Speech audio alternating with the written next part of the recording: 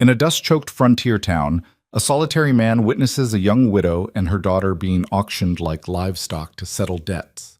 The crowd watches, judging, whispering, but doing nothing. Something in him breaks. He bids everything he has, ending the spectacle and binding himself to two strangers he doesn't know. It's reckless. It's foolish. But sometimes the most desperate choices become the most defining ones. This is a story about what happens when silence is broken, when shame turns into defiance, and when survival demands more courage than anyone thought possible. Stay with me until the end. Hit that like button and comment your city so I can see how far this story travels. The wagon lurched over another rut, and Silas Boone didn't bother holding on. His hands stayed loose on the reins, his body moving with the jolt like he'd learned to absorb everything life threw at him without resistance. 43 years old, and he still didn't know if that made him resilient or just numb. Red Hollow appeared through the heat shimmer like a mirage that refused to disappear. Same sun-bleached buildings, same crooked church steeple that nobody had bothered to straighten in 15 years, same saloon with the same drunk probably passed out on the same porch. Silas had avoided this place for 3 years, but a broken well didn't care about his preferences. He needed parts. The blacksmith here was the only one within 2 days' ride who stocked the specific valve assembly his pump required. So here he was, back in the town where people still remembered him as the man whose wife and son had died while he was away selling cattle. Where they remembered he'd come home to graves already dug. The main street was busier than he'd expected for a Tuesday. Silas guided the wagon toward the smithy, but the crowd in the town square made him slow. Not a celebration, the energy was wrong for that. People stood in a loose circle, their attention focused on something he couldn't see yet. He should have kept going, should have tied up at the smithy and minded his own business. He didn't. Silas pulled the wagon to the side and climbed down, his boots hitting the dust with a soft thud. He moved to the edge of the crowd, positioning himself where he could see between a banker he vaguely recognized and a woman in a ridiculous hat. The auctioneer stood on a makeshift platform, just boards laid across barrels, his voice carrying over the murmuring crowd. That's complete settlement of debts owed to the Granger Mercantile and the Red Hollow Bank, all legal and proper, recorded with the territorial office. That's when Silas saw her. The woman stood on the platform beside the auctioneer, her spine straight despite everything. Late 20s, maybe 30, dark hair pulled back severe enough to hurt. She wore a faded calico dress that had been mended more times than it had been new, and her hand gripped the shoulder of a little girl, maybe 7 or 8 years old, who pressed against her mother's side like she was trying to disappear. Current bid stands at $40, the auctioneer announced. $40 for able-bodied domestic labor, plus the child. Contract term of 18 months to satisfy the outstanding debt of $63.40, plus administrative fees. Silas's stomach turned.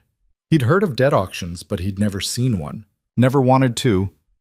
She's pregnant, someone near him muttered. Probably 4 months along, explains why nobody's bidding higher. Damaged goods, another voice agreed, and the kid's sickly looking. The woman on the platform heard them. Silas could tell by the way her jaw tightened, the way her fingers pressed harder into her daughter's shoulder. But she didn't look at the crowd.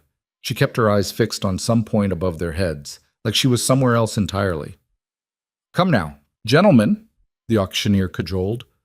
$40 for a woman who can cook, clean, and mend? That's a bargain even with the extra mouth to feed. And the contract's ironclad. She works off the debt or faces legal prosecution. What about the husband? Someone called out. Deceased, the auctioneer said flatly. Cholera 2 months back, which is how we arrived at this unfortunate situation. The debts are legitimate, the auction is legal, and someone here is going to get themselves a hard worker at a fair price. Silas watched the little girl bury her face against her mother's dress. The woman's hand moved to the child's head, smoothing her hair once in a gesture so automatic it probably happened 1,000 times a day. $45. The bid came from a thick-necked man in a good coat, probably a ranch owner from outside town. But just the woman. I don't need the kid. The mother's composure cracked for just a second. Her hand tightened in her daughter's hair, and Silas saw her throat work as she swallowed. The contract stipulates both, the auctioneer said. Can't separate them. Territorial law. Then $40 is my final offer, another man said. Both of them, 18-month term. They can work my boarding house. The auctioneer looked around the crowd with theatrical disappointment. $40 then, going once, 150. The words came out of Silas's mouth before he decided to say them. The crowd turned, people shifting to see who'd spoken. The auctioneer squinted in his direction. I'm sorry, did someone bid? $150, Silas repeated, louder this time. His heart hammered against his ribs. Cash! The murmuring got louder. People were staring now, and Silas recognized a few faces. People who remembered him, who probably had opinions about why a man like him would do something like this. Sir, I don't believe we've met. The auctioneer's tone suggested he smelled something off. The bid is currently at $40 for an 18-month labor contract. Are you saying... I'm saying $150 to clear the debt entirely. Silas stepped forward, shouldering past the banker. No contract? No term of service? Just pay what's owed and be done with it. The auctioneer's eyes narrowed. The debt is $63.40, plus $22 in administrative and auction fees. That's $85.40 total. You're offering $150? Silas said again. He pulled the leather pouch from his coat pocket, the money he'd saved for winter feed and equipment repairs. To settle the debt and any other claims against her. Clear and final. For the first time, the woman looked directly at him. Her eyes were gray, he noticed. Gray like storm clouds, and just as unreadable. This is highly irregular, Dishchim, the auctioneer protested, but Silas could see the calculation happening behind his eyes. An 18-month labor contract might bring in more over time, but $150 in cash right now with no risk of the debtor dying or running off or proving useless, that was real money. Is it legal? Silas asked. Well, yes, technically, if the creditors agree. Then let's ask them. The crowd parted as two men stepped forward. One Silas recognized as the owner of the mercantile. The other wore a banker's suit that had seen better days. They exchanged looks, then nodded. If he's got the cash, the mercantile owner said, I'll take my portion and call it settled. Agreed, the banker added, plus interest accrued to date. The auctioneer looked like he'd just been cheated out of a commission, but he gestured Silas forward. Let's see the money then. Silas climbed onto the platform, very aware of the woman standing 3 feet away. Up close, he could see the exhaustion in her face, the way she held herself like someone who'd been braced for impact for so long she'd forgotten how to relax. The little girl peered at him from behind her mother's skirt, brown eyes huge and wary. He counted out the bills and coins while the banker and mercantile owner watched like hawks. When he finished, they counted it again, then a third time. Finally, they nodded. Debt satisfied, wait, the banker announced. I'll file the release paperwork this afternoon. And the auction contract is void, the auctioneer added, though he looked like the words tasted sour. Mrs. Kincaid is free of all legal obligation. The woman, Mrs. Kincaid, swayed slightly, like someone had cut strings she didn't know were holding her up. Silas reached out instinctively to steady her, but she stepped back before he could touch her. I don't understand, she said. Her voice was rough, like she hadn't used it properly in days. Why would you do this? Silas didn't have a good answer. He'd just spent nearly everything he had on two strangers for reasons he couldn't explain to himself, much less to her. Seemed like the thing to do, he said finally. Her eyes searched his face, looking for the trap, the ulterior motive, the price she'd be expected to pay. Silas knew that look. He'd seen it in animals that had been beaten. I can't repay you, she said. Didn't ask you to. Then what do you want? The little girl was watching him now too, and Silas suddenly felt the weight of what he'd just done. He'd ended the auction, sure, saved them from whatever labor contract they would have been sold into, but he hadn't thought past that, hadn't considered what came after. I don't want anything, he said, and it was mostly true. But I've got a ranch about 2 hours north of here. It's not much, just me and more work than I can handle. If you need a place to stay while you figure things out, there's room. I don't accept charity. Didn't offer charity. Offered work and a roof. You said you can cook and mend. Yes. Then cook and mend. Earn your keep if it makes you feel better. But the debt's settled either way. You're not obligated to me." She studied him for a long moment, and Silas had the uncomfortable feeling of being assessed and found wanting. Finally, she looked down at her daughter, then back at him. "How long?" she asked. "Long as you need. I won't be anyone's property. Wouldn't expect you to be." Another pause. Then she nodded once, sharp and decisive. "We'll come. Temporarily. Until I can make other arrangements." "Fair enough." Silas gestured toward the wagon. "You got belongings to collect?" "Everything we own is in a bag at the boarding house." The crowd had started to disperse now that the show was over, though Silas caught plenty of sideways looks and heard the whispers starting up. He ignored them and climbed down from the platform, then offered his hand to help Mrs. Kincaid down. She ignored it and climbed down herself, then lifted her daughter down after. "This is Lila," she said, her hand protective on the girl's shoulder.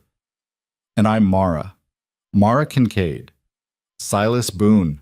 They collected her bag, which turned out to be a single carpet bag that had seen better decades, and headed for the wagon. Silas loaded it in back while Mara helped Lila climb up to the bench seat. She settled herself between them, the child pressed against her side. Silas stopped at the smithy long enough to collect his valve parts and arrange payment. He'd have to come back with money he didn't currently have, but Ben Forrester had known him long enough to extend credit. Then he guided the wagon back through town, feeling the weight of eyes on them the whole way. They were clear of Red Hollow and a mile down the road before anyone spoke again. "You really don't want anything?" Mara asked. Silas kept his eyes on the road. "Really don't. People don't do things like this. Not without a reason." "Maybe I had a reason." "What reason?" He didn't answer right away. Wasn't sure he could put it into words that would make sense. Finally, he said, "About 3 years ago, I was away selling cattle when my wife and son took sick. Cholera. Same as your husband. By the time I got home, they were already buried. The whole town had seen it happen, had been there, but nobody thought to ride out and tell me. They just watched." Mara was quiet for a moment. "So this was revenge? Against the town?" "No." Silas shook his head. "This was me not watching." The wagon rattled along, and Lila's head started to nod against her mother's arm. Mara shifted to make the child more comfortable, and Silas caught a glimpse of her profile, the set of her jaw, the way she held herself like she was still waiting for the next blow. "The ranch is rough," he warned. "House needs work.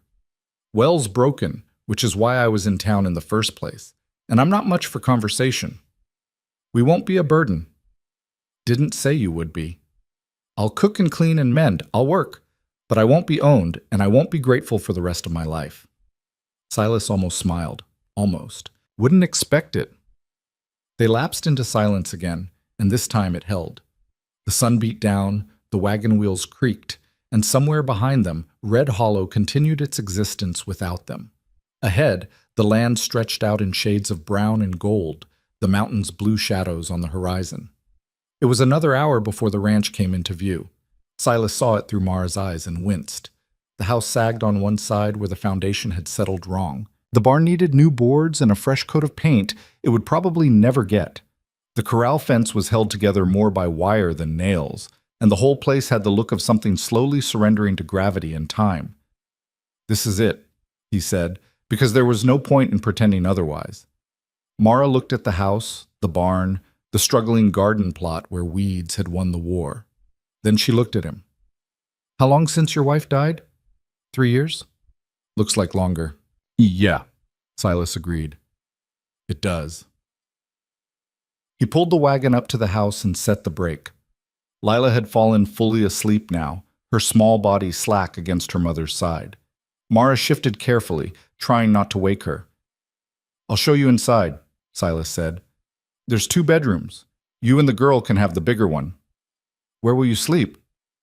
"Been sleeping in the barn mostly. House feels too big." Mara's expression flickered with something, pity maybe, or understanding. Silas didn't want either. He helped her down from the wagon, then reached up for Lila. The child stirred but didn't fully wake as he carried her toward the house. She was lighter than she should be, all sharp angles and not enough weight. Up close, he could see the shadows under her eyes, the way her skin looked almost translucent in the sunlight. The inside of the house was worse than the outside. Dust coated every surface. Dishes sat unwashed in the basin. His sleeping roll lay in the corner of the main room, where he'd abandoned it that morning. The air smelled stale and closed off, like a place where nothing lived anymore. Mara took it all in without comment. She just pointed to one of the doors. "That one?" "Yeah." He carried Lila through and laid her on the bed, which at least had clean sheets, though they smelled like they'd been stored in a trunk for too long. Mara followed and immediately started fussing with the blankets, tucking them around her daughter with the same automatic care she'd shown in the town square. When Lila was settled, Mara turned to face him. In the dimness of the bedroom, her face looked older, tired in a way that went bone deep. "I need to know what you expect," she said quietly. "I told you. You told me you don't want anything, but you spent $150 on strangers. Nobody does that without expecting something in return." Silas met her eyes. "I expect you to eat when you're hungry and sleep when you're tired. I expect you'll take care of that little girl. And when you're ready, if you want to help around the place, I won't turn it down. That's all." "That's all," she repeated like she was testing the words for hidden meaning. "That's all. And if I decide to leave, then you leave." She studied him a moment longer, then nodded slowly. "All right, but I'm going to work. I won't just take—" "Suit yourself."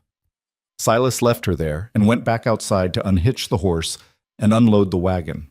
By the time he'd finished, the sun was starting its descent toward the mountains, painting the sky in shades of orange and red. He stood in the yard, looking at the house, and wondered what the hell he'd just done. Inside, he could hear movement. Mara, probably, starting to assess the disaster she'd just inherited. He should go in, should help, should at least explain where things were. But his feet wouldn't move. He'd spent 3 years letting this place fall apart around him, and now he'd brought 2 people into the wreckage. The door opened and Mara appeared, her sleeves already rolled up. She looked at him standing there in the yard, then at the house behind her, then back at him. "You got a broom?" she asked. "Barn, left side near the tools." She nodded and disappeared again. 5 minutes later, she emerged with the broom and went back inside. Through the open door, Silas could hear the sound of sweeping, steady and rhythmic. He stood there until the shadows grew long, then finally forced himself to move. There was work to be done. There was always work to be done, and standing around wouldn't accomplish it. When he came back inside after feeding the animals, he found the main room transformed. Not perfect, not even close, but better.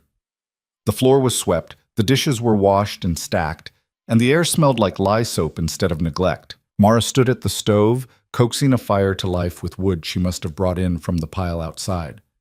"Found some beans and a bit of salt pork," she said without turning around. "Figured that would do for tonight." "That's fine. Coffee's on the counter if you want it." Silas poured himself a cup and sat at the table, which had also been scrubbed clean. He watched Mara work, her movements efficient and practiced. She moved like someone who'd been cooking since she was old enough to reach the stove. "Lila still sleeping?" he asked. "Yes, she hasn't been sleeping well. The boarding house was loud. She can sleep as long as she needs." Mara glanced at him, then back at the pot she was stirring. "She's not sickly despite what those people said. She's just tired and scared. Didn't think otherwise. People assume. They see a thin child and they assume illness or stupidity or worse. People assume a lot of things," Silas agreed. They fell into silence again, but it was different than the silence in the wagon. This felt almost comfortable, or at least familiar. 2 people occupying the same space without needing to fill it with words. Dinner was beans and salt pork and cornbread that Mara somehow produced from the meager supplies in the pantry.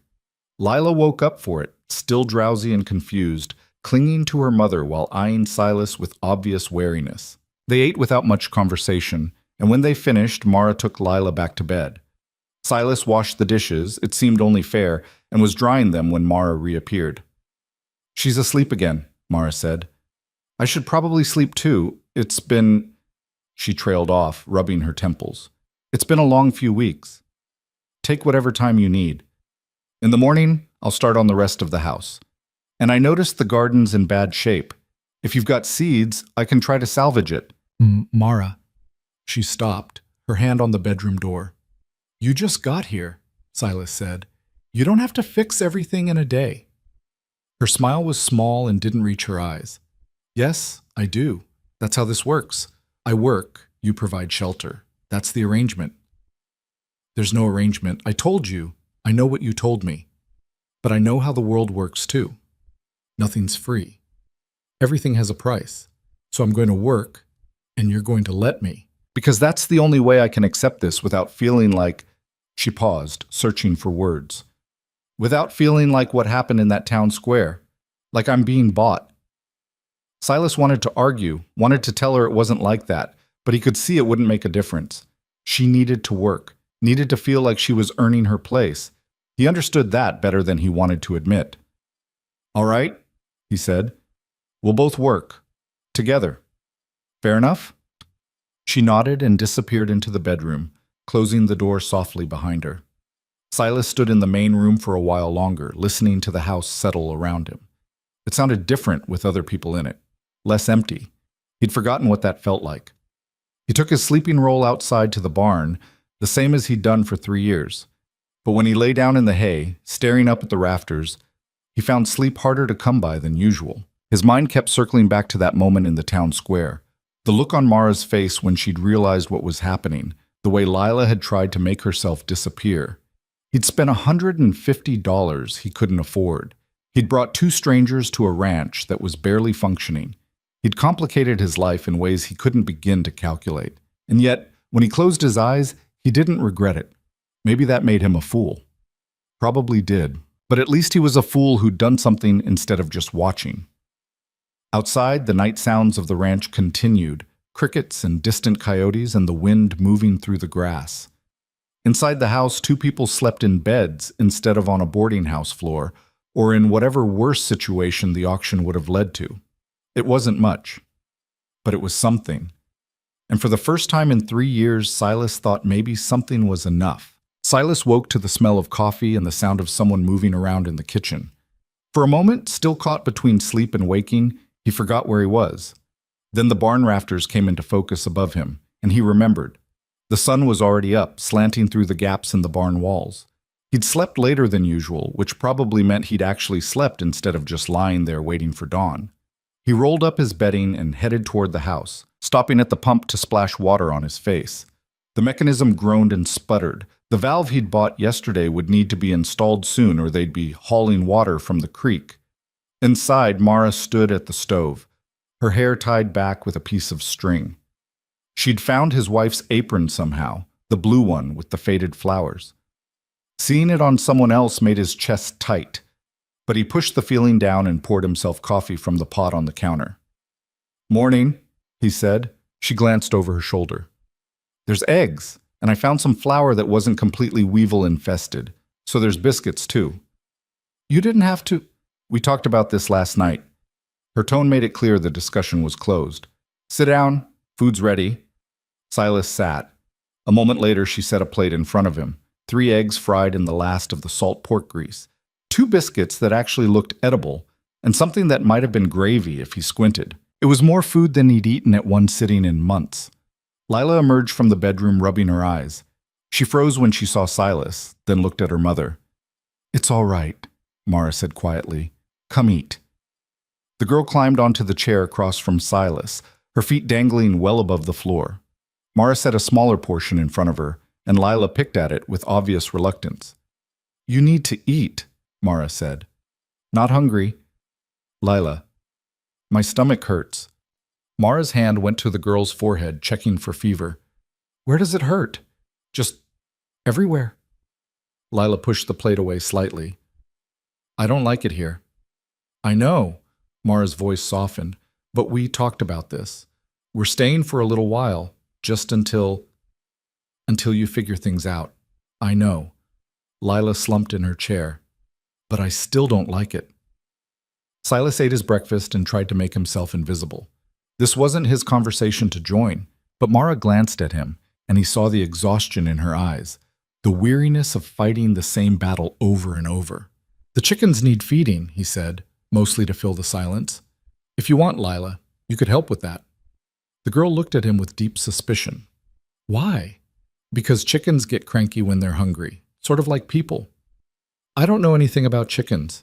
Neither did I when I was your age. Someone had to show me.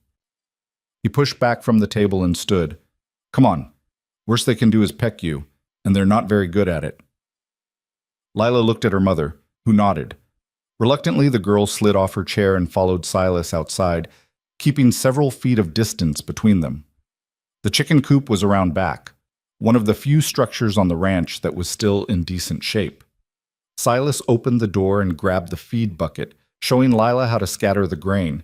The hens came running, clucking and jostling each other.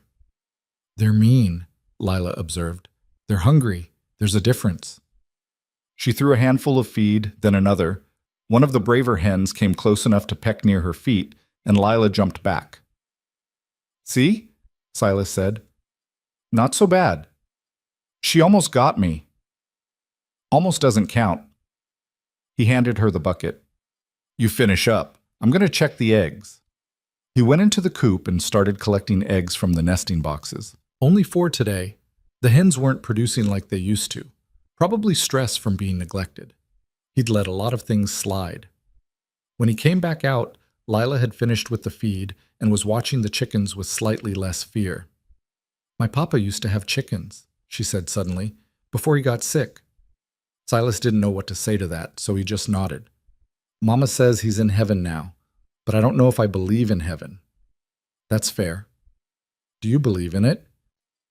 Silas looked at the sky, the endless blue that didn't care about anything happening below it. I don't know what I believe anymore. Lila seemed to find this answer acceptable. They walked back to the house together, the bucket of eggs swinging between them. When they got inside, Mara was already elbow-deep in cleaning the main room, moving furniture and attacking years of accumulated dust with a vengeance. Found the eggs, Silas said, setting them on the counter. Mara wiped sweat from her forehead. Good, I'll use them for dinner. She looked at Lila.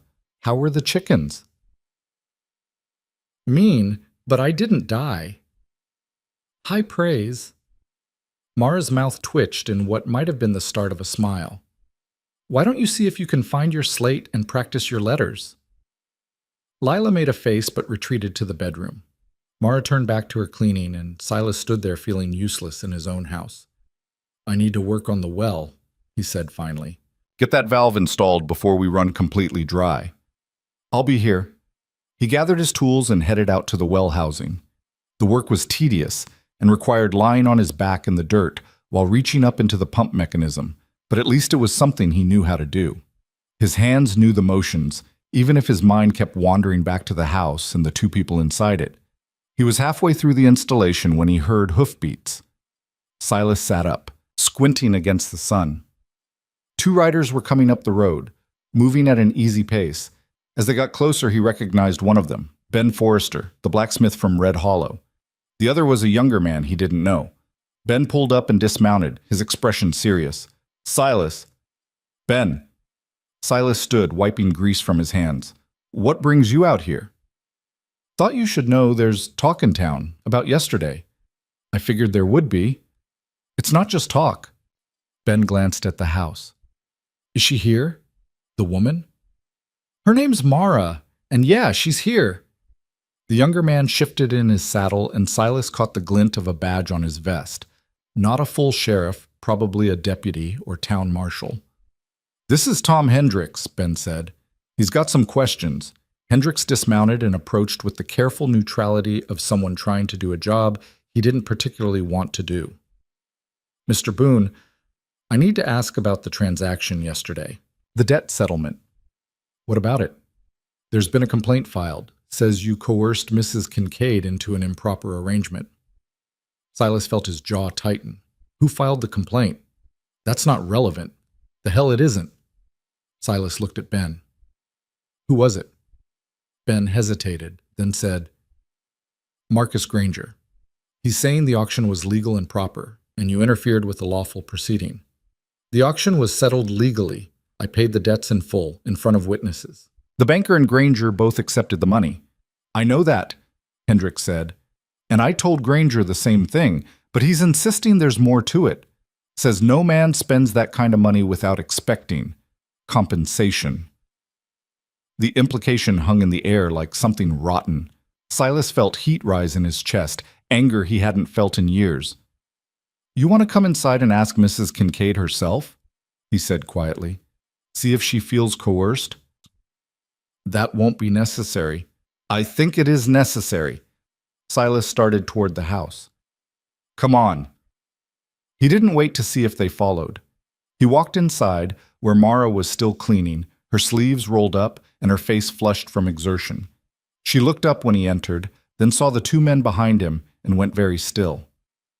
"Mara, this is Ben Forrester and Tom Hendricks," Silas said. "Hendricks here is a marshal. He's got questions about yesterday." Mara set down her rags slowly. "What kind of questions?" Hendricks removed his hat. "Ma'am, I apologize for the intrusion. There's been a complaint that Mr. Boone here may have placed you in an uncomfortable situation. I need to verify that you're here of your own free will." "Uncomfortable situation?" Mara's voice was flat. "You mean compared to being auctioned off in the town square?" "Ma'am, I'm here because Mr. Boone offered me a place to stay while I figure out my next steps. I'm working in exchange for room and board. There's no coercion, no improper arrangement, and no compensation beyond food and shelter. Is that clear enough?" "Yes, ma'am, but I have to ask." "Then you've asked." Mara crossed her arms. "Was there anything else?" Hendricks looked at Ben, who shrugged. The marshal cleared his throat. "Just one more thing. The complaint also mentions that you're expecting, and that Mr. Boone may have taken advantage." "Stop." Mara's voice could have cut glass. "I'm pregnant with my late husband's child. Mr. Boone has been nothing but respectful. And frankly, the only people who've taken advantage of me are the ones in Red Hollow who watched my situation deteriorate for weeks and did nothing until they could profit from it." The room fell silent. Hendricks shifted his weight, looking increasingly uncomfortable. "I understand, ma'am. I had to ask." "You've asked. Now you can leave." Ben spoke up quickly. "We didn't mean any offense, Mrs. Kincaid, but you should know that Marcus Granger is pretty worked up about this. He's talking about going to the territorial court." "On what grounds, what?" Silas demanded. "He's claiming the auction was disrupted before it could properly conclude. Says the debt settlement was irregular and should be voided." "That's ridiculous. The money was paid. The creditors agreed." "I know, but Granger's got influence in Red Hollow, and he's got friends in the territorial office." Ben looked genuinely troubled. "I'm not saying he'll win. I'm just saying he's going to try." Mara had gone pale. "If he voids the settlement, then the debt would be reinstated," Hendricks confirmed. "And you'd be subject to the original auction contract." "Like hell she would," Silas said. "Mr. Boone, I'm not the enemy here. I'm just telling you what's happening." Hendricks put his hat back on. "If Granger pushes this to court, you'll both need to appear. Until then, I'd suggest you keep records of everything, how the money changed hands, witness statements, anything that proves the settlement was legitimate." After they left, Mara stood in the middle of the room, her arms still crossed, staring at nothing. Lila appeared in the bedroom doorway, her eyes wide. "Mama, what's happening?" "Nothing, baby. Just some men being foolish." Mara's voice was steady, but her hands were shaking. "Go back to your letters." Lila hesitated, then retreated.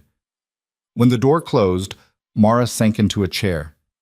"This isn't going to stop," she said quietly. "Is it?" Silas sat across from her. "Granger's a bully. He's used to getting his way. And now he's angry because you made him look bad in front of the whole town." She laughed, a bitter sound. "You shouldn't have done it. You should have just walked away." "But I didn't." "No, you didn't." She looked at him, really looked at him, like she was trying to understand something. "Why? And don't tell me it just seemed like the thing to do. Nobody throws away $150 on a whim." Silas took a breath. He'd avoided this question yesterday, but she deserved an answer. "When my wife and son died, I wasn't here. I was 2 days away selling cattle, trying to make enough money to get us through the winter. By the time I got word and made it back, they were already in the ground. The whole town knew they were sick. They watched it happen. But nobody rode out to tell me. They just waited.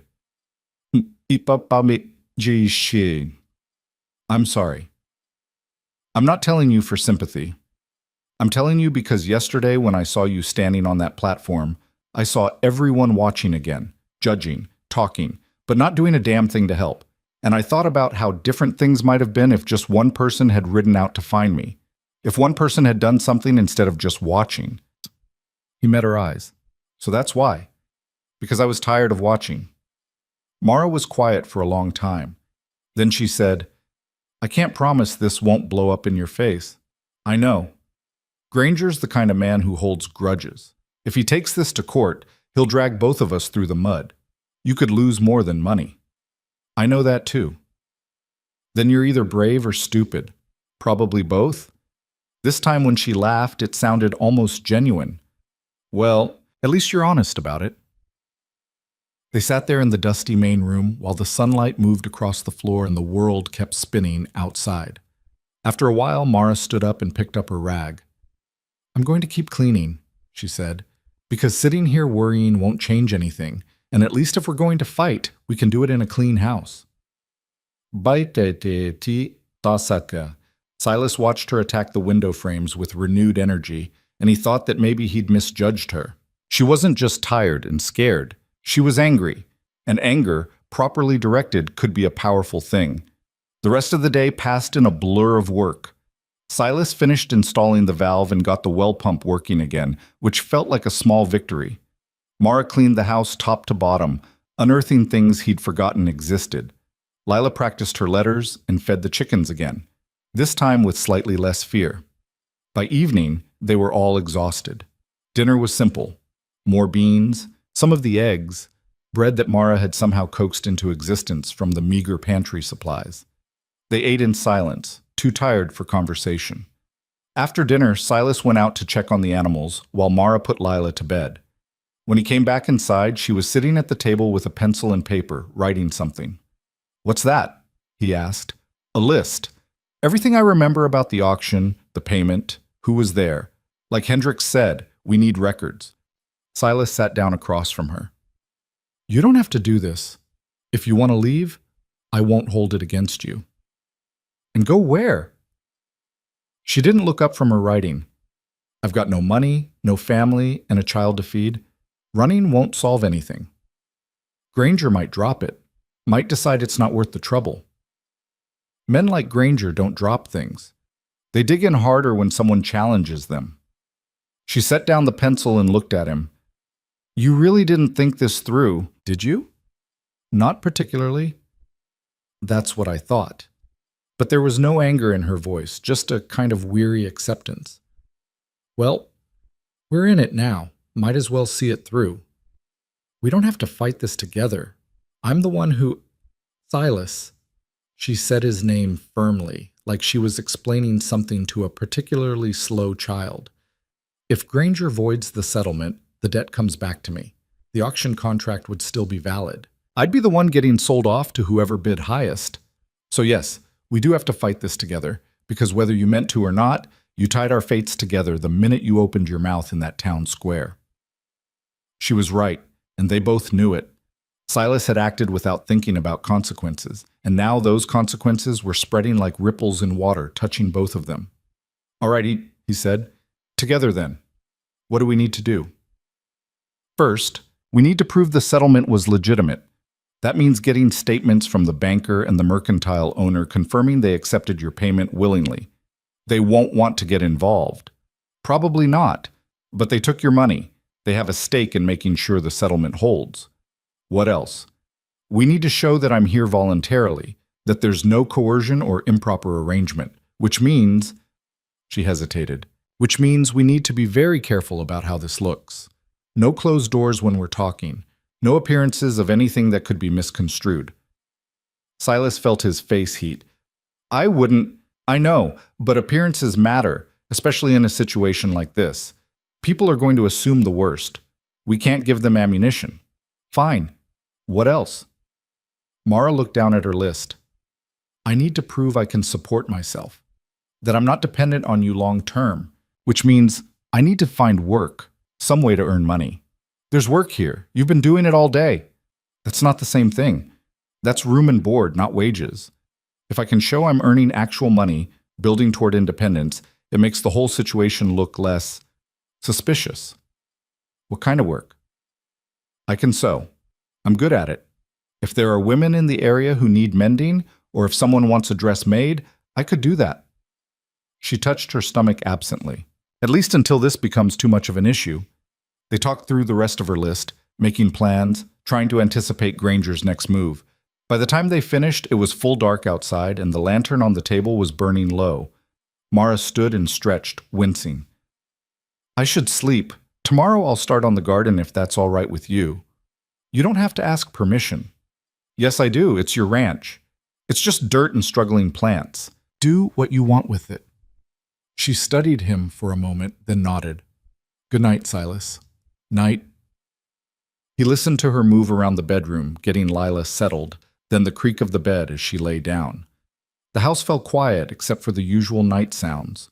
Wind, distant animals, the settling of old wood. Silas sat at the table a while longer, looking at Mara's list. Her handwriting was neat and precise, each word carefully formed. It reminded him of schoolwork, of someone who'd been taught properly and remembered the lessons. Finally, he extinguished the lantern and headed out to the barn.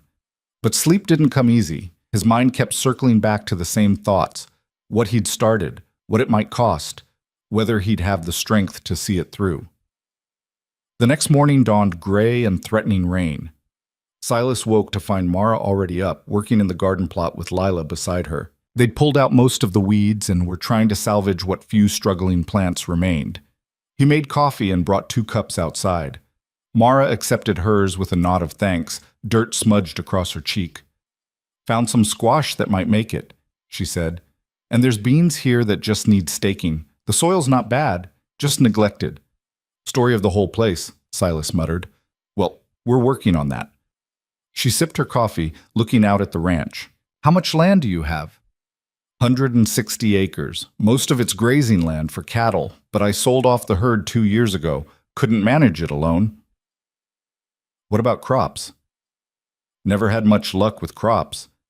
Catherine, my wife, she kept the garden going, but I don't have her touch for it. Mara was quiet for a moment. Then she said, You talk about her sometimes. Your wife, but you never use her name. Don't I? Not until just now. Silas looked at his coffee. Feels strange, saying it out loud, like I'm talking about someone from another life. Maybe you are. Mara turned back to the garden. Come on, Lila. Help me with this row. The day passed in hard work. Silas repaired fence line while Mara and Lila transformed the garden from disaster to something resembling order. Around midday, clouds rolled in and it started to rain. Not hard, just a steady drizzle that turned the dust to mud and made everything slippery. They retreated to the house, where Mara hung wet clothes by the stove and Lila complained about being cold. Silas found an old quilt in the trunk and wrapped it around the girl, who gradually stopped shivering. Tell me a story, Lila said suddenly. Silas looked at her. I don't know any stories. Everyone knows stories. Mama tells me stories all the time. Your mama's better at it than me. Mama's tired. You tell one. Mara gave him an apologetic look. You don't have to. It's fine. Silas sat down, trying to think of something appropriate for a child. All right. There was once a horse named Cinder who was the stubbornest animal that ever lived. Is this a true story? Lila asked. True as anything. Cinder belonged to a man who thought he could break any horse, but Cinder had other ideas. Every time the man tried to ride him, Cinder would buck him off into the nearest mud puddle. Lila giggled. That's mean. That's what the man thought too. He tried everything, gentling, harsh training, bribes with sugar cubes. Nothing worked. Finally, he decided to sell Cinder to someone else and let them deal with the problem. Who bought him? A girl about your age. She didn't have much money, so she got Cinder cheap. Everyone told her she'd wasted her pennies on a worthless horse, but the girl didn't try to ride Cinder. She just talked to him. Every day she'd go to the pasture and sit on the fence and tell him about her day. Did it work? Took 6 months. But eventually, Cinder got curious. He'd come over to listen. Then one day, the girl climbed down from the fence and Cinder didn't run away. She stood next to him, still talking, and when she finally asked if she could ride, Cinder let her. Because she was nice to him, Lila said. Because she didn't try to force him. She just gave him time to decide for himself. Lila thought about this. I like that story. Good. The rain continued through the afternoon and into evening. They ate dinner by lamplight, the sound of water dripping from the eaves a constant backdrop. Afterward, Mara sat with her sewing. She'd found an old shirt of Silas's that needed mending and had taken it upon herself to fix it. You don't have to do that, Silas said. I know, but it needs doing, and I'm good at it. Besides, it's practice. She held up the shirt, examining her stitches. If I'm going to take in sewing work, I need to make sure I haven't lost my touch. How would you even find customers out here? I was thinking about that.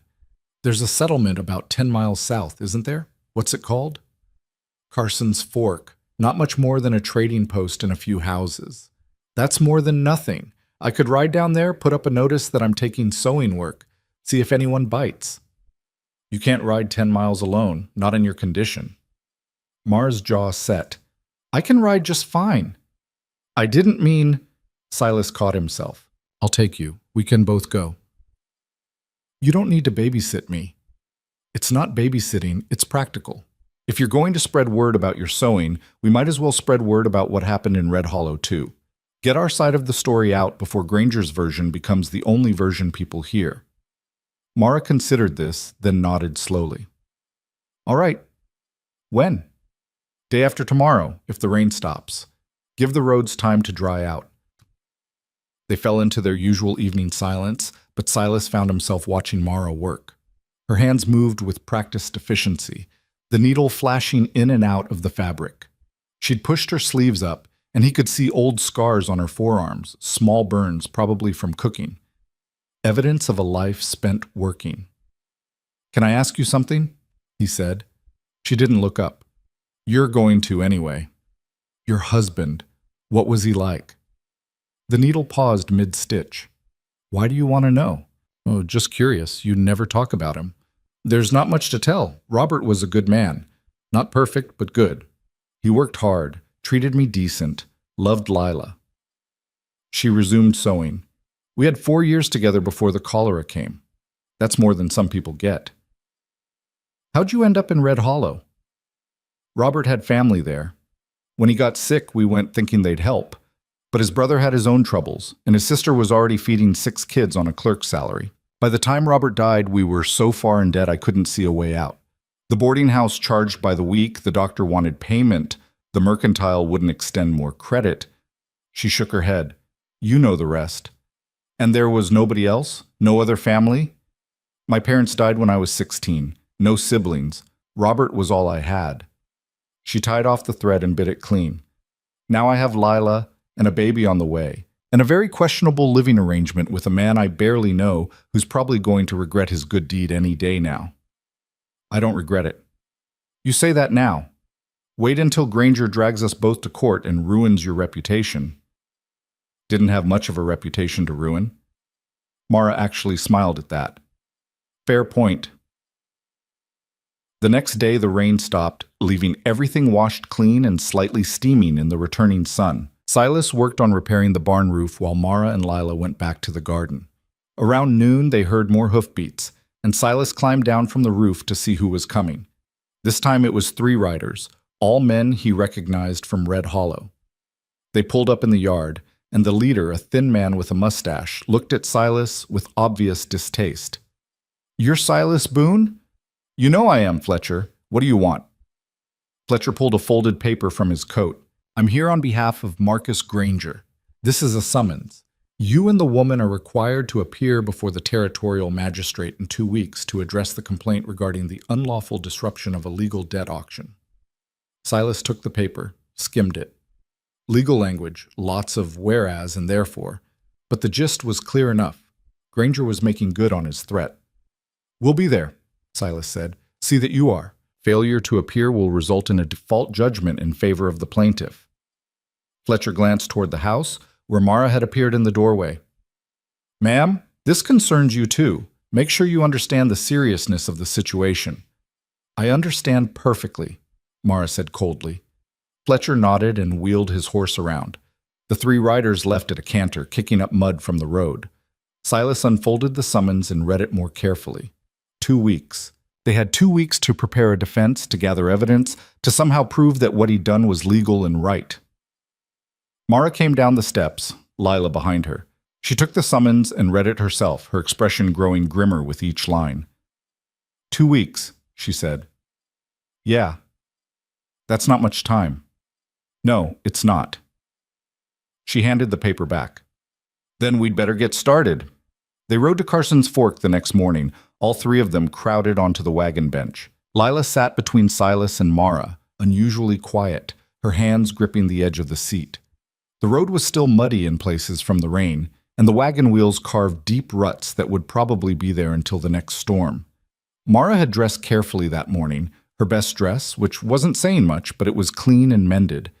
She'd pinned her hair up properly and even found a bonnet somewhere. Silas had shaved for the first time in weeks, scraping his face raw with a dull razor. They were trying to look respectable, like people whose story deserved believing. "What are we going to say?" Mara asked as the settlement came into view. "The truth. That I paid the debts, you're working for room and board, and there's nothing improper about any of it. And if people don't believe us, then they don't believe us. But at least they'll have heard it from us first, not from whatever version Granger's spreading around." Carson's Fork was smaller than Red Hollow, just a handful of buildings clustered around a crossroads. The trading post doubled as a post office and general meeting place, and when Silas pulled the wagon up in front, he could see several people inside through the dusty windows. "Stay close," Mara told Lila, taking the girl's hand. They walked in together, and conversation stopped. 5 people turned to stare. 2 women examining fabric, a man buying tobacco, and the proprietor behind the counter. The proprietor, a heavy-set woman named Agnes Caldwell, recovered first. "Silas Boone, haven't seen you in an age." Her eyes shifted to Mara and Lila, assessing. "And you've brought company." "This is Mara Kincaid and her daughter Lila. They're staying at my place for a while." Silas kept his voice level, conversational. "Mara's looking for sewing work. Figured we'd spread the word." One of the women examining fabric, younger, with sharp features, made a small sound that might have been disapproval. Her companion, older and softer around the edges, elbowed her quiet. Agnes came around the counter, wiping her hands on her apron. "Sewing work, you say? What kind?" "Mending, alterations, new garments if someone wants them." Mara's voice was steady. "I can do plain work or fancy, whatever's needed." "You any good?" "Yes." The simple confidence in that single word seemed to impress Agnes. "Well, I've got a pile of mending in back that I haven't had time for. If you want to take a look, we could work out a price." "I'd appreciate that." While Agnes led Mara to the back room, Silas found himself alone with the other customers. The man buying tobacco nodded at him and left. The 2 women went back to their fabric, but they were whispering now, shooting glances in his direction. The younger one finally approached. "Is it true what they're saying? That you bought her at an auction?" "No, I paid her debts so she wouldn't be sold into a labor contract. There's a difference." "But she's living with you now, unmarried." The woman's tone made it clear what she thought of that arrangement. "She's working for room and board, same as any hired hand." "She's not a hired hand, though, is she? She's a woman, a pregnant woman, and you're alone out there with her and that child." The older woman touched her companion's arm. "Sarah, that's enough." "I'm just saying what everyone's thinking, Mother. It looks improper." Silas felt his temper rising, but kept it in check. "What looks improper is a town that stands around watching while a widow gets auctioned off because nobody else would lift a finger to help. I did what needed doing. If that makes people uncomfortable, that's their problem." Sarah's mouth thinned. "You can't just decide the rules don't apply to you." "I didn't decide anything. I paid money owed, cleared a debt, and offered temporary shelter. Last I checked, none of that was illegal." Agnes returned with Mara before the conversation could escalate further. Mara carried a basket of clothes, her expression carefully neutral. "We settled on a price," Agnes announced. "Mara here will take the mending, bring it back when she's done, and I'll pay her then. If the work's good, I'll spread word that she's available for hire." "Thank you," Mara said. "I'll have this back to you within the week." They made their exit quickly, Silas carrying the basket while Mara held Lila's hand. Once they were back on the wagon, Mara let out a breath. That was about as pleasant as I expected. The young one? Silas asked. Sarah Hammond. I heard her mother call her that. She had opinions about our living arrangement. She shared those opinions with me too. I'm sure she did. Mara settled Lila between them again. At least Agnes was decent about it. If she spreads word about the sewing, we might get somewhere. They were a mile down the road when Lila spoke up. Why was that lady so mean? Mara exchanged a glance with Silas. She wasn't mean exactly, just concerned. About what? About whether your mama and I are doing things properly, Silas said. Some people think a man and a woman shouldn't live under the same roof unless they're married. Lila thought about this. But you're not doing anything wrong. You gave us a place to stay. I know that, and your mama knows that. But other people make assumptions. That's stupid. Lila, Mara warned, but it is. Mr. Boone helped us. Why does that make people mad? Nobody had a good answer for that, so they rode in silence for a while. The sun climbed higher, burning off the last of the morning cool. Silas found himself thinking about what Sarah Hammond had said, about how things looked. He'd spent 3 years not caring what anyone thought, living alone and letting the ranch fall apart. Now suddenly appearances mattered, and he wasn't sure how to navigate that. We need to talk about something, Mara said abruptly. Something I've been thinking about since we got that summons. What? She took a breath. We need to get married. Silas nearly drove the wagon off the road. What? Not for real. I mean, legally real, but not like a real marriage. She was speaking fast, the words tumbling out. It's the only way to make this look legitimate. If we're married, then I'm not just some woman living in your house. I'm your wife. The whole improper arrangement accusation falls apart. Mara, I know how it sounds, but think about it. Granger's entire case is built on the idea that you're taking advantage of me, that there's something illicit happening. If we're married, that argument evaporates. You'd have legal standing as my husband to pay my debts. I'd have legal standing as your wife to be there. Silas pulled the wagon to a stop. Lila was looking between them with wide eyes. Are you going to be my papa? She asked Silas. No, baby, Mara said quickly. It's complicated. You said you were getting married. I said we might need to, for legal reasons. It wouldn't mean... She stopped, pressing her fingers to her temples. I'm explaining this badly. Silas sat there, the reins slack in his hands, trying to process what she was suggesting. Marriage, legal marriage, to a woman he'd known for less than a week. This is insane, he said finally. I know. We barely know each other. I know that too. And you're pregnant with another man's child. Very aware of that, thank you. So why... Because it's the only move we have left. Mara turned to face him fully. You think Granger's going to give up?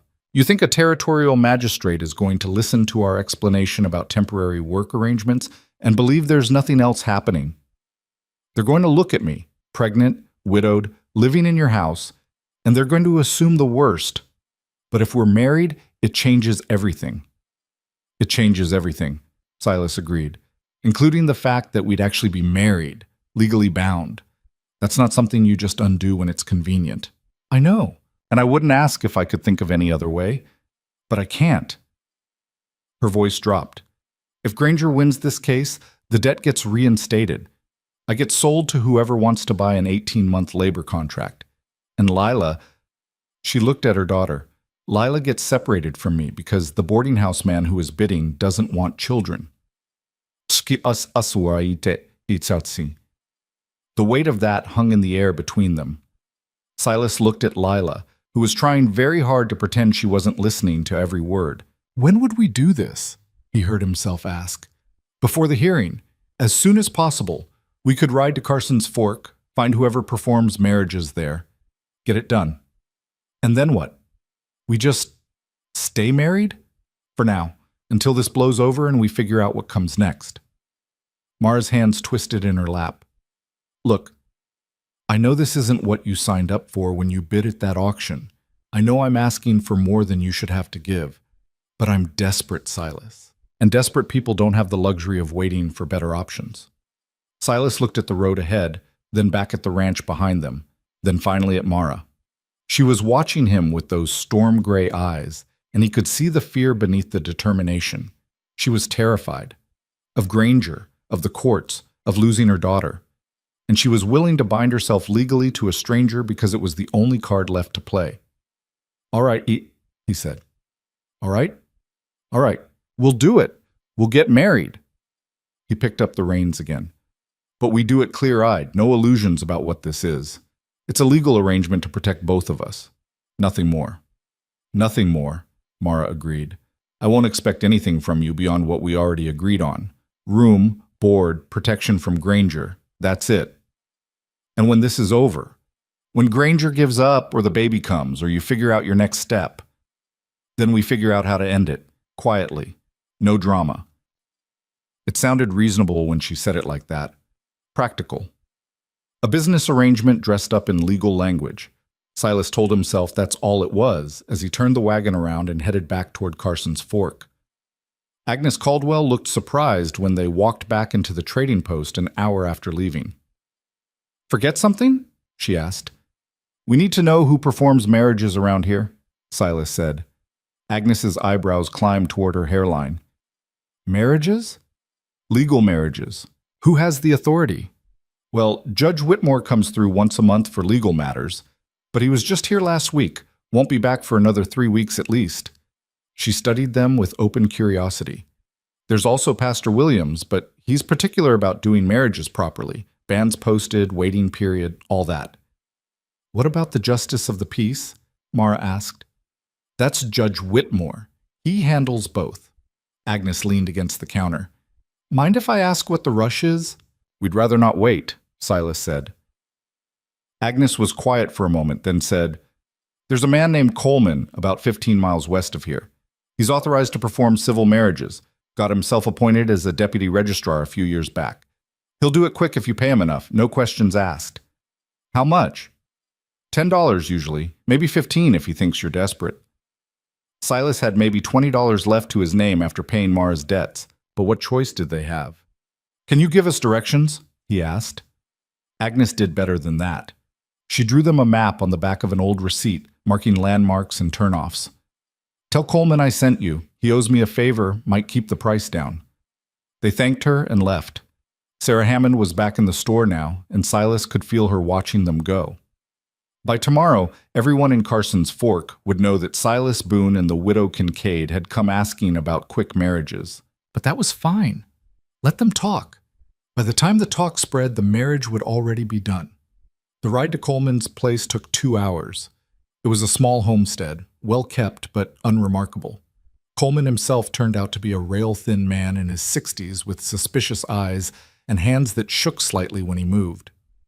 "You want to get married," he said flatly after Silas explained their situation. "Right now, today." "That's right." "And you got witnesses?" Silas looked at Mara, who looked at Lila. The girl was the only other person there.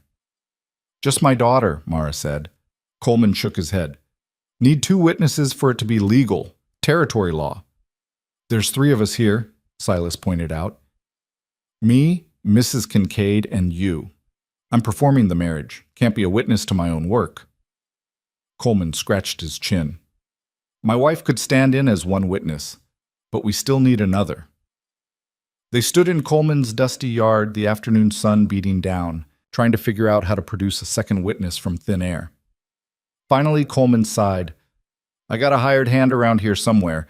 He can stand in, but this is going to cost you $20. "That's robbery," Mara said. "That's the price for quick and quiet. Take it or leave it." Silas paid the $20, watching his reserves dwindle to almost nothing. Coleman counted the bills twice, then nodded and called for his wife. She emerged from the house, a tired-looking woman who didn't ask any questions, just took her place as instructed. The hired hand, a boy who couldn't have been more than 16, appeared from the barn and stood there looking confused. "All right, then." Coleman pulled out a small book and flipped it open. Let's get this done. The ceremony, if it could be called that, took less than 5 minutes. Coleman read from his book in a monotone, asking the required questions. Silas heard himself say, "I do," and watched Mara do the same. There were no rings, no flowers, no music, just words spoken in a stranger's yard while chickens pecked at the dirt nearby. "By the authority vested in me by the territorial government, I declare you husband and wife." Coleman snapped the book shut. "You can kiss if you want, but it's not required for the legal part." They didn't kiss. Silas and Mara just looked at each other, this thing now done and binding between them. Coleman's wife and his hired hand signed the marriage certificate as witnesses, then Coleman signed it himself and handed the document to Silas. "There you go, legally married. Try to stay that way. Divorces are expensive and complicated." They rode back to the ranch in silence. Lila had fallen asleep, her head against Mara's shoulder.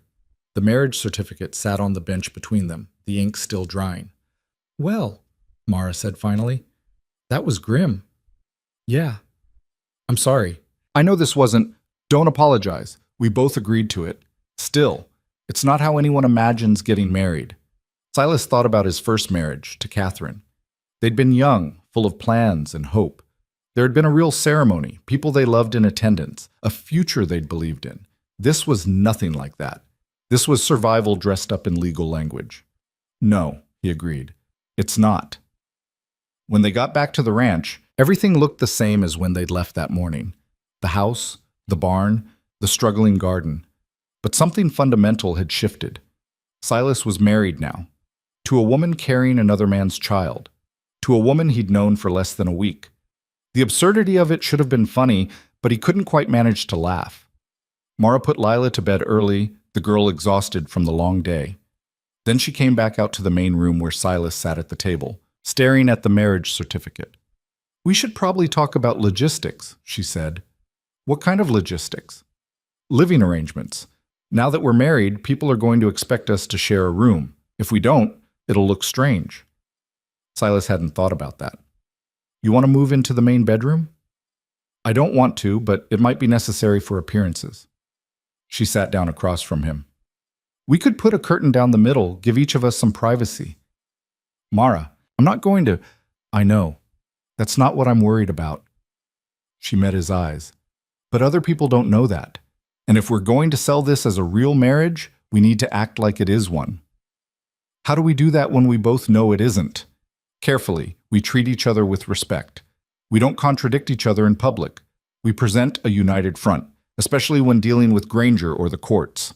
She paused. "And we probably need to stop calling each other by our first names in front of other people. Husband and wife have a different way of talking to each other." The formality of it felt ridiculous, but she was right. Every detail mattered now. Every appearance, every word, every gesture would be examined and judged. "What about Lila?" Silas asked. "What do we tell her?" "The truth, as much as she can understand. That we got married to protect our family, and that even though it's different from how most marriages work, it's still real in the eyes of the law." "You think she'll understand that?" "She's 7. She understands more than people give her credit for." Mara stood. "I'm going to start moving our things to the main bedroom. Unless you have objections?" "No objections." He helped her move, carrying the few belongings they had from the smaller bedroom to the larger one. There wasn't much. Some clothes, Lila's slate and books, the carpet bag that held everything Mara owned. Silas found an old sheet and rigged it across the middle of the room, creating a makeshift dividing line. "This work?" he asked. Mara tested the sheet, making sure it was secure. "It'll do." That night, for the first time in 3 years, Silas slept inside the house. On one side of the sheet, Mara and Lila were settling in. He could hear them murmuring to each other, the rustling of blankets, the creak of the bed frame. On his side, he lay on his own bed, the one he'd shared with Catherine, the one he hadn't been able to face sleeping in since she died, and stared at the ceiling. He was married. The thought kept circling back, impossible to ignore. Married to a woman who needed protection more than she needed a husband. Married as a strategic move in a legal battle he hadn't asked for. Married in a stranger's yard for $20 and no ceremony worth remembering. From the other side of the sheet, he heard Lila's voice, small and uncertain. Mama? Are we safe now? We're safer, Mara answered. Try to sleep, baby. I don't like it here. I know, but it's where we are, so we make the best of it. Silence fell, and eventually Silas heard their breathing even out into sleep. He lay awake longer, listening to the house settle around him, trying to figure out how he'd gone from being alone to being responsible for two people in the span of a week. The next morning, he woke to find Mara already up, making breakfast. She'd changed into a different dress, still worn, still mended in multiple places, but clean. Her hair was pinned up properly, and she moved around the kitchen with the ease of someone who'd claimed the space. "Morning," she said. "Coffee's ready." "Morning." Silas poured himself a cup and sat at the table. "How'd you sleep?" "Well enough. You?" "About the same." Lila appeared, rubbing her eyes. She looked at Silas, then at her mother, like she was trying to figure out if yesterday had actually happened or if she dreamed it. "Morning, Lila," Silas said. She mumbled something that might have been a greeting and climbed into her chair.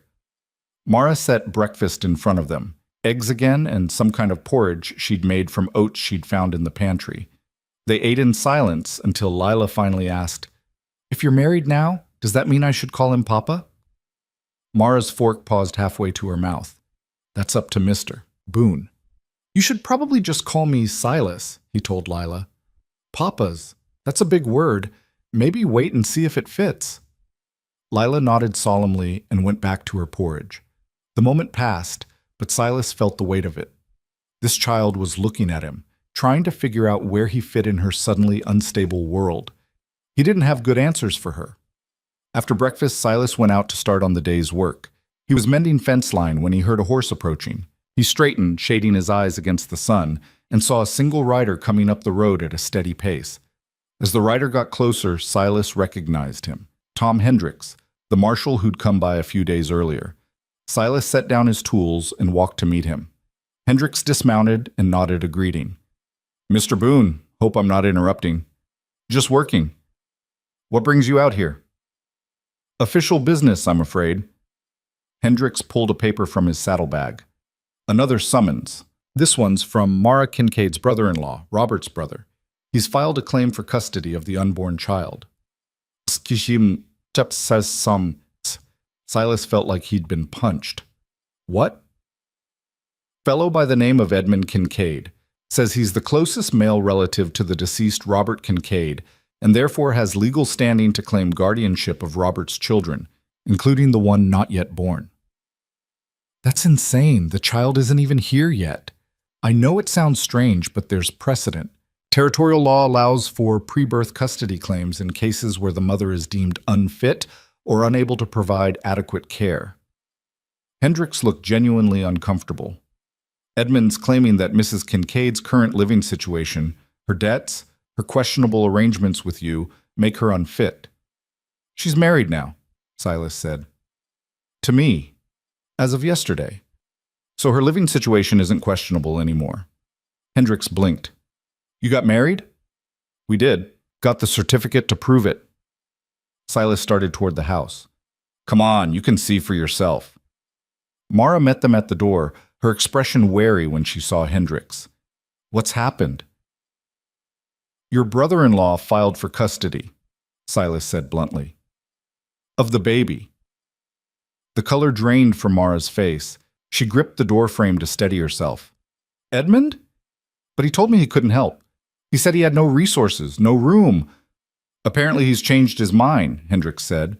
"Or someone changed it for him. The filing came through the same law office that's representing Granger." Understanding dawned in Mara's eyes. "Granger's behind this.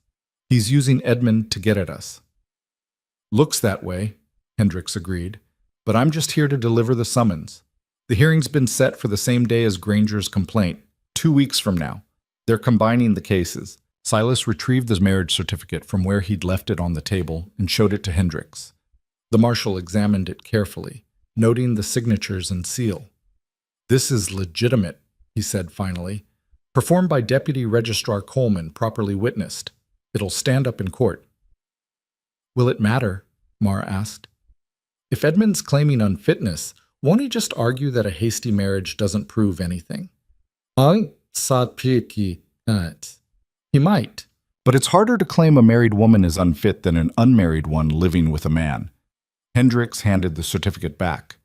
You've strengthened your position, doesn't mean you've won, but you're in better shape than you were. After Hendricks left, Mara sank into a chair, her hands shaking. Edmund, she said quietly, Robert's own brother. I can't believe he'd do this. Granger probably paid him, Silas said, or promised him something. It doesn't matter why. What matters is he's trying to take my baby. Her hand went to her stomach, protective. I won't let him. I don't care what I have to do. Lila had been listening from the bedroom doorway. Uncle Edmund wants the baby? He thinks he does, Mara said. But he's wrong. I don't like Uncle Edmund. He smells like tobacco, and he's mean. Then we agree on that much. Mara looked at Silas. What do? We prepare. We gather every piece of evidence we can find that shows you're fit, that this ranch is stable, that our marriage is legitimate. We get character witnesses, financial records, anything that proves Edmund has no grounds for his claim. In 2 weeks. In 2 weeks, Mara stood abruptly. Then we'd better start now. I'll make a list of everything we need, everyone we should talk to.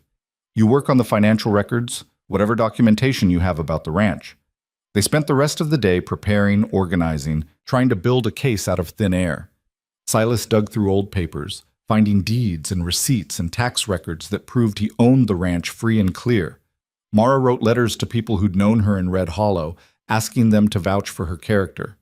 It felt inadequate, like they were building a wall out of paper to hold back a flood. That evening, as they sat at the table surrounded by documents, Lila spoke up from where she'd been practicing her letters. Are they going to take the baby away? Mara and Silas exchanged glances. Finally, Mara said, They're going to try, but we're not going to let them. Promise? I promise to fight as hard as I can. That's not the same thing. No, Mara admitted. It's not. Because sometimes fighting hard isn't enough. Sometimes bad things happen anyway. But giving up guarantees we lose. So we fight, and we hope, and we do everything we can to win. Lila thought about this, then went back to her letters. But Silas saw her hand shaking as she wrote, saw the way she kept glancing at her mother's stomach like she was trying to memorize something she might lose. Late that night, after Lila was asleep, Mara sat on her side of the curtain, her silhouette visible through the thin sheet. Silas lay on his side, not sleeping, just thinking about everything that had happened. Silas? Her voice was quiet, barely audible. Yeah? Thank you for doing this, for all of it. I know it's turned into more than you bargained for. Seems to be a pattern with me, doing things without thinking them through. Well, I'm grateful anyway. Even if we lose, even if this all falls apart, I'm grateful that someone tried. He didn't know what to say to that, so he said nothing. They lay there in the darkness, strangers bound by law and circumstance, both of them trying to figure out how they'd ended up here and where they'd go from this point forward. The days that followed blurred together in a haze of preparation. They rode back to Carson's Fork to talk to Agnes Caldwell, who agreed to testify that Mara was taking honest work. They tracked down Ben Forrester, who grudgingly agreed to speak about Silas's character. They even found the banker who'd accepted payment at the auction, though he was clearly uncomfortable about getting involved. Through it all, the deadline crept closer. 2 weeks became 10 days, then a week, then 5 days. Mara worked herself to exhaustion, sewing Agnes's mending by lamplight and tending the garden during the day. Silas pushed himself just as hard, making repairs to the ranch that should have been done months ago, trying to transform the place into something that looked stable and permanent. 3 days before the hearing, Mara went into the kitchen to start breakfast and stopped dead in the doorway. Silas, coming in from morning chores, nearly ran into her. What's wrong?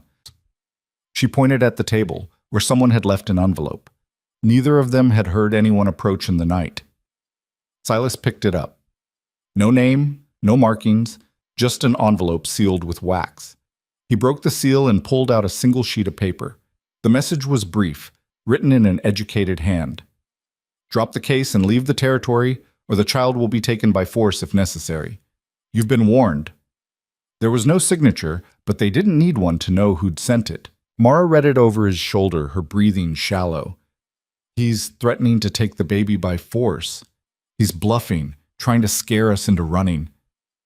What if he's not bluffing? Silas looked at her, at the fear in her eyes, and made a decision. Then we don't give him the chance. We go to the hearing, we present our case, and we win. And if we don't win, we appeal. And if that doesn't work, we take Lila and the baby and we go somewhere Granger can't reach us. Run, you mean? If we have to, but only if we have to. First we fight. Mara took the letter and walked to the stove. She fed it into the fire and watched it burn, the paper curling and blackening until there was nothing left but ash. All right, she said. We fight. The morning of the hearing, Mara woke before dawn with pain radiating through her lower back. She lay still on her side of the curtain, breathing through it, telling herself it was nothing, just stress, just the baby shifting position, just her body protesting the fact that she'd barely slept in 3 days. But when she tried to sit up, another wave hit, sharper this time, and she had to bite down on her knuckles to keep from crying out. On the other side of the curtain, she heard Silas stirring. You awake? Yes. Her voice came out strained despite her best efforts. You all right? The curtain moved aside and Silas appeared, already dressed. He took one look at her face and crossed the room in 2 strides. What's wrong? Nothing. I'm fine. You're white as a sheet and you're sweating. That's not fine. Another contraction gripped her, and this time she couldn't hide it. Her hand went to her stomach, pressing hard against the pain. Silas knelt beside the bed. How long has this been happening? Just now. It's nothing, just false pains. Women get them all the time. Mara, we have a hearing in 4 hours. We need to be in Red Hollow by 9. I'm not letting some false pains ruin everything we've worked for. Silas's jaw tightened. If you're in labor, I'm not. It's too early. I'm only 6 months along, maybe 7. The baby can't come yet. She forced herself to sit up, though the movement made her dizzy. I'm getting dressed. We're going to that hearing. The hell we are. You need a doctor. What I need is to not lose my daughter and my unborn child to Marcus Granger and Edmund Kincaid. She pushed past him, gripping the bedpost for support. I can handle a few pains. I've handled worse. She made it 3 steps before her legs gave out. Silas caught her before she hit the floor, lowering her back onto the bed with more gentleness than she expected from a man his size. Stay put, he ordered. I'm riding for the doctor. There's no time. Then I'll ride fast. He was out the door before she could argue further. Mara lay there, fighting panic along with the pain. This couldn't be happening. Not now. Not today. The hearing was in 4 hours. They had witnesses lined up, documents prepared, a case to present. If they didn't show up, Granger would win by default. Edmund would get custody. Everything they'd fought for would be lost. Lila appeared in the doorway, her face crumpled with sleep and confusion. Mama, where's Silas going? To get the doctor, baby. Are you sick? No, just the baby's being fussy. Come here. Lila climbed onto the bed and curled against her mother's side. Mara wrapped an arm around her daughter, anchoring herself to something solid while her body tried to tear itself apart. The doctor arrived an hour later, a gruff man named Thornton who'd been practicing frontier medicine for 30 years and had seen everything. He examined Mara while Silas paced outside and Lila sat in the corner, hugging her knees. Well? Mara asked when Thornton finally straightened up. You're in labor. Early labor, but labor nonetheless. That's not possible. It's too soon. Baby doesn't care about your schedule. Could be stress brought it on, could be bad luck, could be any number of things. Point is, it's happening. Can you stop it? Thornton shook his head. Once labor starts, it runs its course. Best I can do is try to slow it down, give the baby a bit more time to develop. But you need complete bed rest. No travel, no stress, no excitement. Well, I have a hearing in Red Hollow in 3 hours. I have to be there. Then you'll be having a baby in a courtroom, assuming you make it that far without bleeding out on the road. Thornton packed his instruments with brisk efficiency. I'm telling you as a medical professional, you go to that hearing, you risk both your life and the child's. Is that worth it? Mara looked at Lila, then at her stomach where the baby was fighting to be born too early. If I don't go, I lose custody of both children. If you do go, you might lose everything anyway, including your life. Thornton softened slightly. I understand the stakes here, Mrs. Boone, but dead mothers don't raise children. He left medicines, tinctures and powders that might slow the labor, and strict instructions for bed rest. Silas paid him what little money they had left and saw him out. When Silas came back inside, Mara was trying to stand again. He crossed the room and physically blocked her path. Don't, he said. I have to. You heard Thornton. You go to that hearing, you could die. I don't go. I lose my children. Tell me which is worse. They stared at each other, neither willing to back down. Finally, Silas said, I'll go. Alone. I'll present the case, show the marriage certificate, explain that you're in labor and couldn't travel. The magistrate will have to understand. He won't. He'll see it as exactly what Granger wants him to see. That I'm unstable, unreliable, unable to care for my children. Mara's voice cracked. Please, help me get to that wagon. I can make it if you help me. Mara, I'm going, with or without your help, but it'll be easier with. Silas looked at her for a long moment, then at Lila, who was watching them both with terrified eyes. He let out a breath that sounded like surrender. All right, but we're bringing everything Thornton left, and at the first sign things are getting worse, we turn around. Agreed? Agreed. Getting her into the wagon took 15 minutes and all of Silas's strength. Every movement sent new waves of pain through her body, and by the time she was settled on the bench, she was shaking so hard her teeth chattered. Silas wrapped her in blankets, positioned Lila beside her for support, and climbed up to take the reins. The ride to Red Hollow was endless. Every rut in the road sent jolts through Mara's body. Every contraction made her grip the edge of the bench until her knuckles went white. Lila sat pressed against her side, silent and small, occasionally wiping tears from her mother's face with the corner of her sleeve. Halfway there, Mara grabbed Silas's arm. Stop. He pulled the horses to a halt. Mara leaned over the side of the wagon and vomited into the dust. When she was done, she wiped her mouth with a shaking hand and nodded for him to continue. We should turn back, Silas said quietly. No, keep going. They reached Red Hollow with 20 minutes to spare. The territorial courthouse was a squat brick building on the main street, already crowded with people waiting for various cases to be heard. Silas helped Mara down from the wagon, and she had to lean heavily on his arm to stay upright. Every eye in the crowd turned to watch them, and Mara could feel the judgment, the speculation, the satisfaction of people who'd predicted this would end badly. Inside, the courthouse was dim and stuffy. Rows of wooden benches faced a raised platform where the magistrate would sit. Marcus Granger was already there, seated at one of the two tables facing the platform. His lawyer, a sharp-faced man in an expensive suit, shuffled papers with the confidence of someone who'd already won. Edmund Kincaid sat behind them, looking uncomfortable. When he saw Mara, something flickered in his expression. Guilt, maybe, or shame, but he didn't meet her eyes. Silas guided Mara to the other table and helped her sit. She gripped the edge of the table, breathing through another contraction. Lila stood behind her chair, one small hand on her mother's shoulder. You look terrible, a familiar voice said. Mara looked up to find Agnes Caldwell settling into a bench behind them. Agnes, you came. Said I would, didn't I? Got your mending done too if you're still interested in getting paid. Agnes leaned forward. You in labor? Trying not to be. Well, that's unfortunate timing. You want me to fetch someone? I want you to testify like we talked about. I can do that too. Agnes sat back, her presence somehow reassuring despite everything. Ben Forrester arrived next, nodding at Silas but keeping his distance. Then came the banker from the auction, looking like he'd rather be anywhere else. Their collection of witnesses was pitiful compared to what Granger probably had lined up, but it was what they had.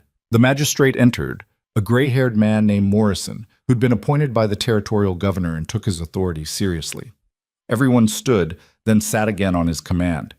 Morrison surveyed the room with eyes that missed nothing, taking in Mara's condition, the tension between the two tables, the packed benches of spectators. "We're here to address two related complaints," Morrison began.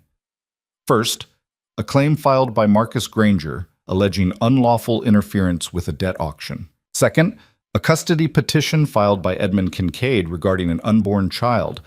Are all parties present?" Granger's lawyer stood.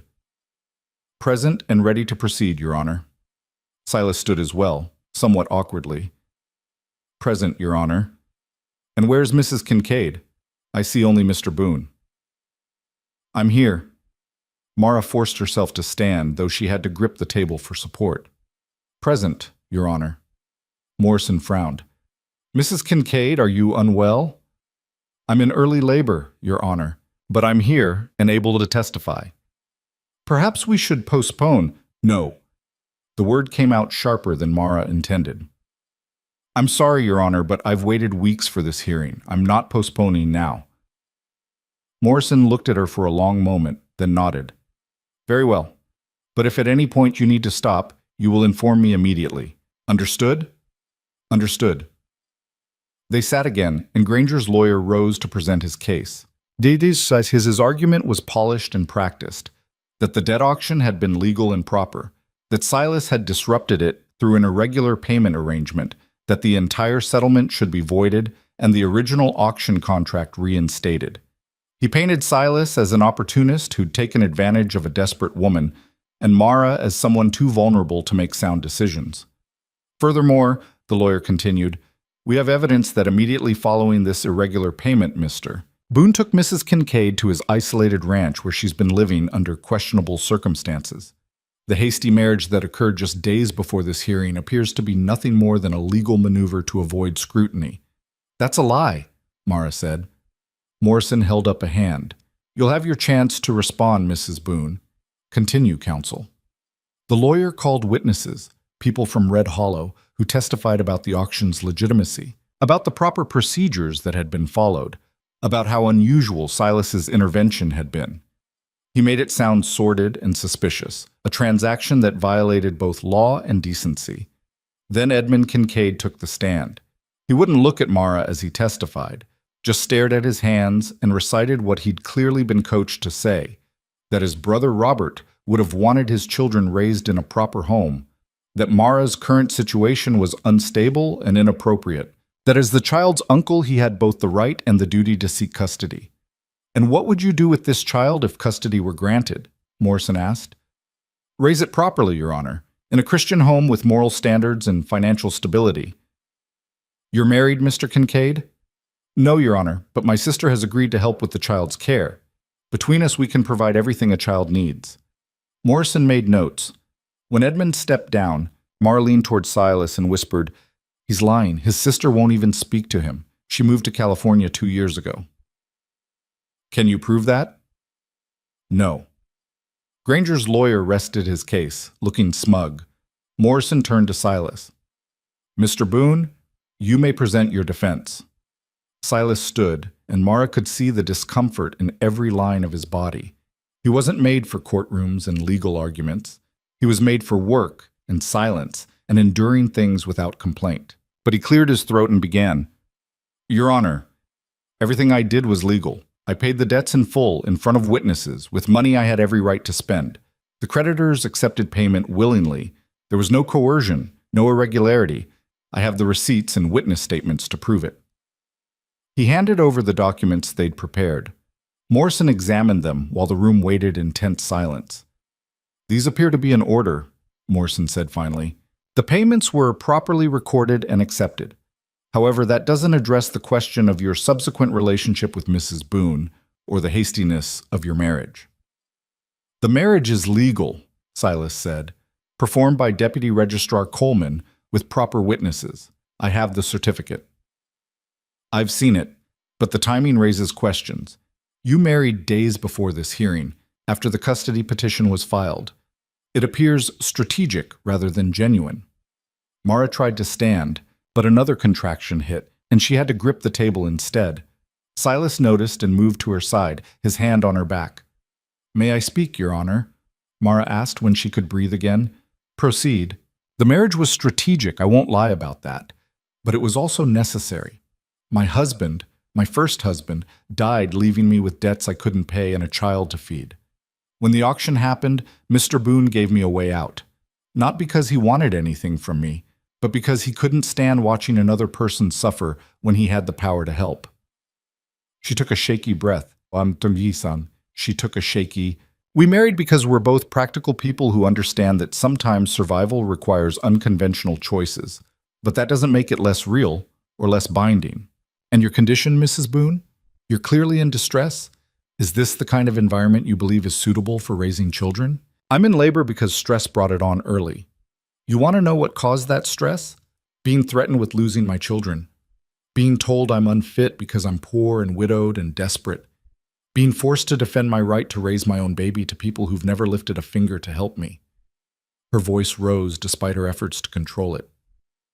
I've done everything right. I've worked, I've fought. I've married a good man who offered me shelter when everyone else just watched. And now I'm being punished for it because it doesn't look proper to people who've never had to make impossible choices. Morrison was quiet for a moment. Then he said, I'd like to hear from some of your witnesses. Mrs. Caldwell, please approach. Agnes testified about the sewing work, about how Mara had been professional and skilled, how she was clearly trying to build independence. Ben Forrester spoke reluctantly about Silas's character, confirming that he was known as an honest man who kept his word. The banker verified that the auction payment had been legitimate and properly handled. It wasn't much, but it was something. Then Morrison turned to Edmund. Mr. Kincaid, you claim your sister will help raise this child. Where does she currently reside? Edmund shifted in his seat. I'm not certain of her exact location at present, Your Honor. You're not certain, but you're confident she'll help with childcare? She's expressed interest in the past. When was this? Edmund didn't answer. Morrison made another note, his expression unreadable. Here's what troubles me, Morrison said finally. Mr. Granger, you claim the auction was disrupted, but the evidence shows the debts were paid in full, and the creditors accepted payment. That makes your complaint difficult to sustain.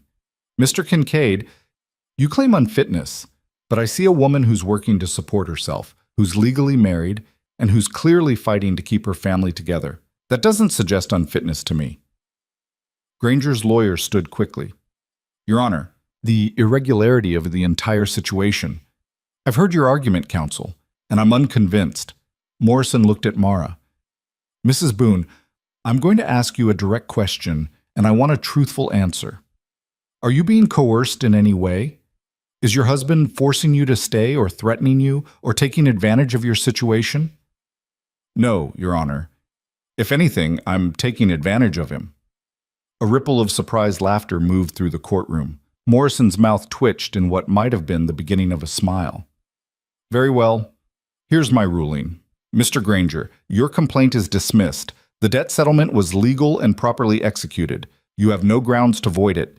Mr. Kincaid, your custody petition is denied. You've provided no credible evidence of unfitness, and your own testimony suggests you lack the resources to care for a child. Mrs. Boone retains full custody of both her daughter and her unborn child. Relief flooded through Mara so powerfully that she felt lightheaded. Beside her, Silas let out a breath he'd probably been holding for days. However, Morrison continued, I have concerns about Mrs. Boone's current condition. I'm ordering a follow-up review in 3 months to ensure the child is healthy and the living situation remains stable. If at that time I find evidence of neglect or unfitness, I will revisit this decision. Are we clear? Yes, Your Honor, Mara managed. Then we're adjourned. Morrison brought his gavel down with a sharp crack. The courtroom erupted in noise, people talking, moving, reacting. Granger was already storming out, his lawyer close behind. Edmund sat frozen in his seat, staring at nothing. Agnes pushed through the crowd to grip Mara's hand. You did it, she said. You actually did it. We did it, Mara corrected. Thank you for testifying. Least I could do. Now get yourself to a proper bed before that baby decides to make an appearance right here. But Mara didn't make it to a bed. She made it as far as the courthouse steps before her water broke, warm fluid soaking through her dress, and puddling on the wooden planks. She looked down at it, then at Silas, and said with perfect calm, "I think we have a problem." The next few hours existed in fragments, pieces of memory that didn't quite connect into a coherent whole. Silas carrying her to the wagon. Someone, Ben Forrester maybe, riding ahead to fetch Dr. Thornton. The agonizing ride back to the ranch with Lila crying and Silas pushing the horses harder than was safe. By the time they arrived, Mara was barely conscious, the pain so overwhelming it had become almost abstract. Thornton was already there, his sleeves rolled up, barking orders at Silas about boiling water and finding clean linens. "How long has she been in active labor?" Thornton demanded. "Since this morning, maybe 6 hours." 6 hours and you took her to a courthouse? Thornton looked like he wanted to hit something. "Get out of here. I'll call if I need you." Silas retreated to the main room where Lila sat on the floor, her knees pulled to her chest. He sat beside her, not knowing what to say or do. From the bedroom came sounds he tried not to hear. Mara crying out, Thornton's gruff commands, the bustle of urgent activity. "Is Mama going to die?" Lila whispered. "No. How do you know?" "Because she's too stubborn." Lila looked at him with those huge brown eyes, trying to decide if that was a good enough answer. Before she could respond, a thin wail cut through the air, unmistakably the cry of a newborn.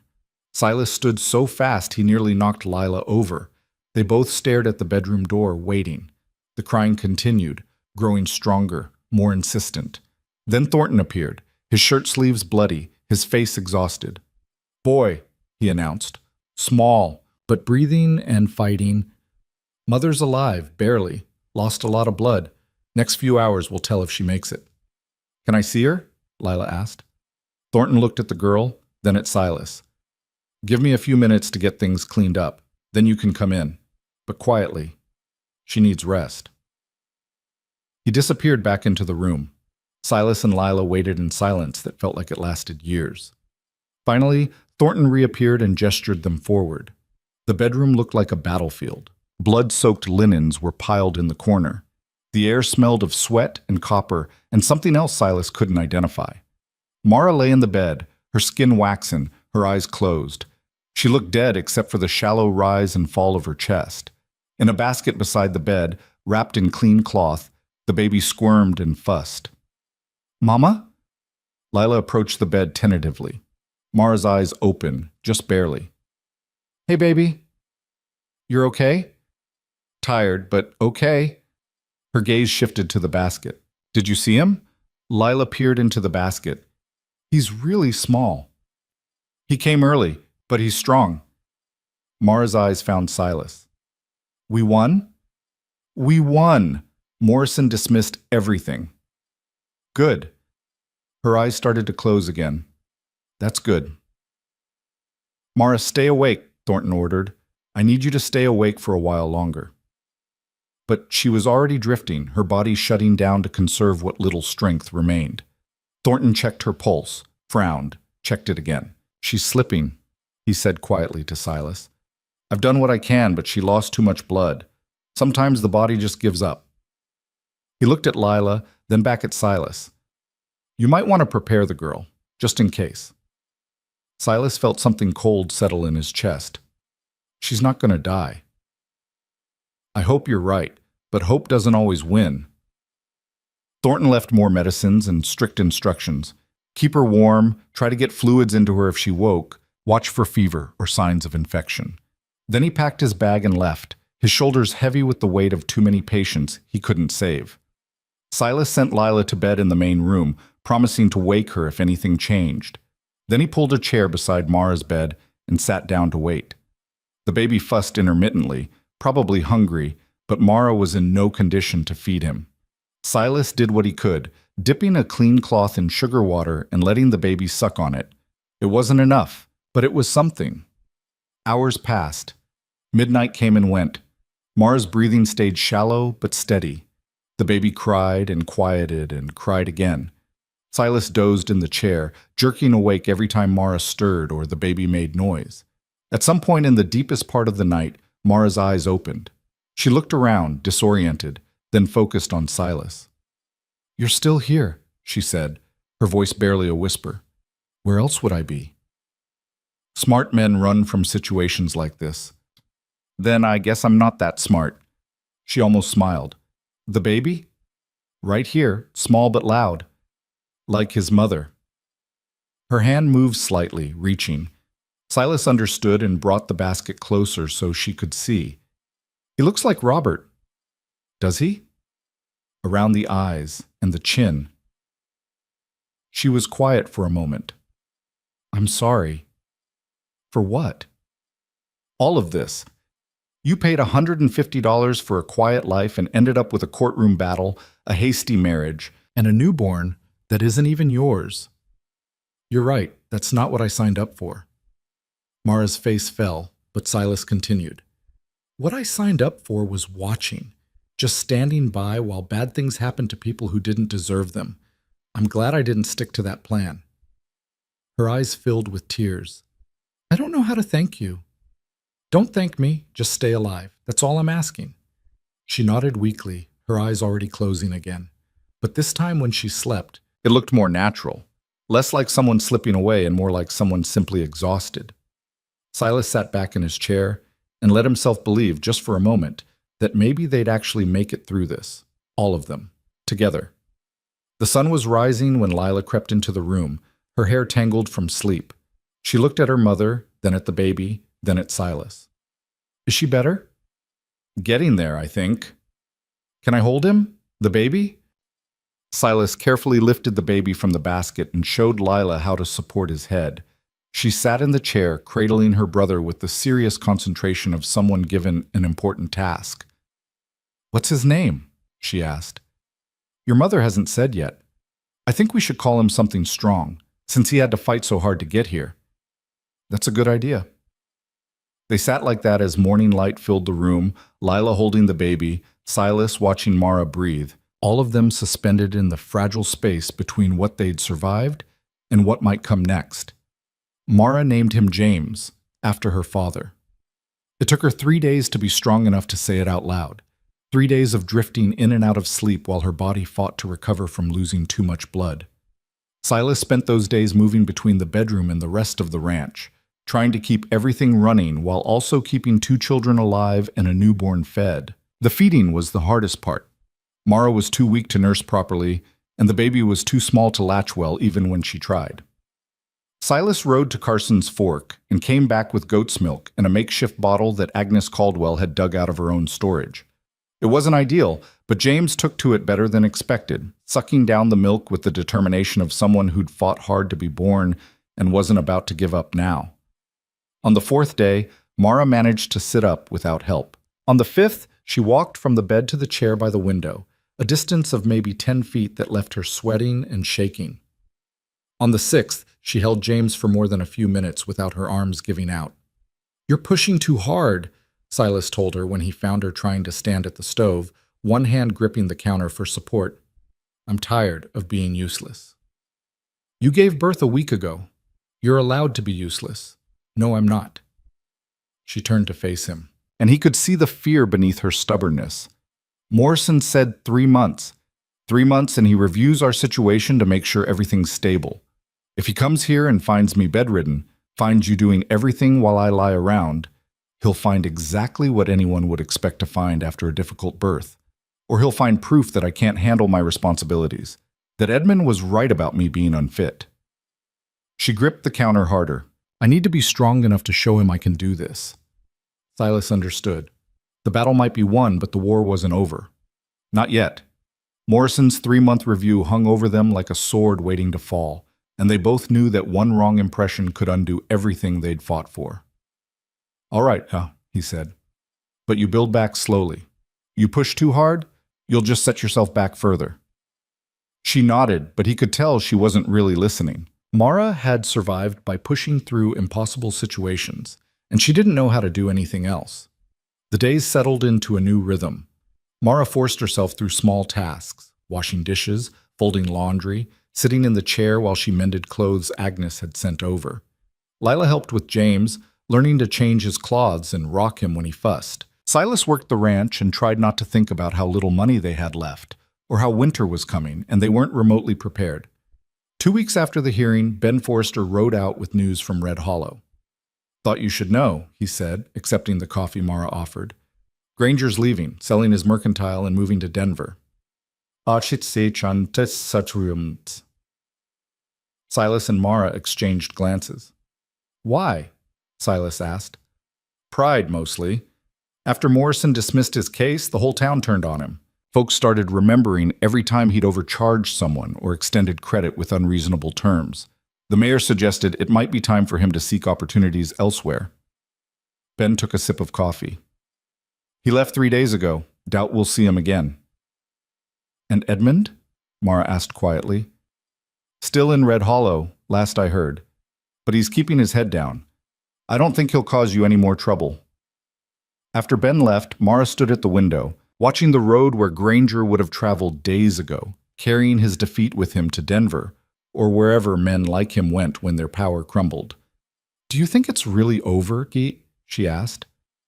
"The legal part is," Silas said. "The rest, I don't know." She turned to look at him. "What do you mean?" "I mean, we're married, legally bound. We did it for protection, and it worked, but now we have to figure out what that actually means." Mara was quiet for a moment. "Morrison's review is in 2.5 months. After that, if everything goes well, we could talk about dissolving the marriage. Quietly. Like we planned." "Is that what you want?" "I don't know what I want." She looked tired, and not just from the birth. "A month ago, I was being auctioned off in a town square. Now I'm married to a man I barely know, living on a ranch that's falling apart, trying to raise 2 children and recover from nearly dying. I don't have the luxury of wanting things. I just have to survive them." Silas understood that feeling. He'd spent 3 years surviving instead of living, and it had gotten him nowhere except deeper into isolation. But he also understood that some things couldn't be forced. They'd figure out what they were to each other in time, or they wouldn't. Either way, pushing for answers now wouldn't help. "Fair enough," he said. "We focus on the review. Make sure Morrison sees what he needs to see. Everything else can wait." The weeks that followed were hard in ways that had nothing to do with legal battles or physical recovery. They were hard in the quiet, grinding way that comes from learning to live with someone when neither of you chose each other for the right reasons.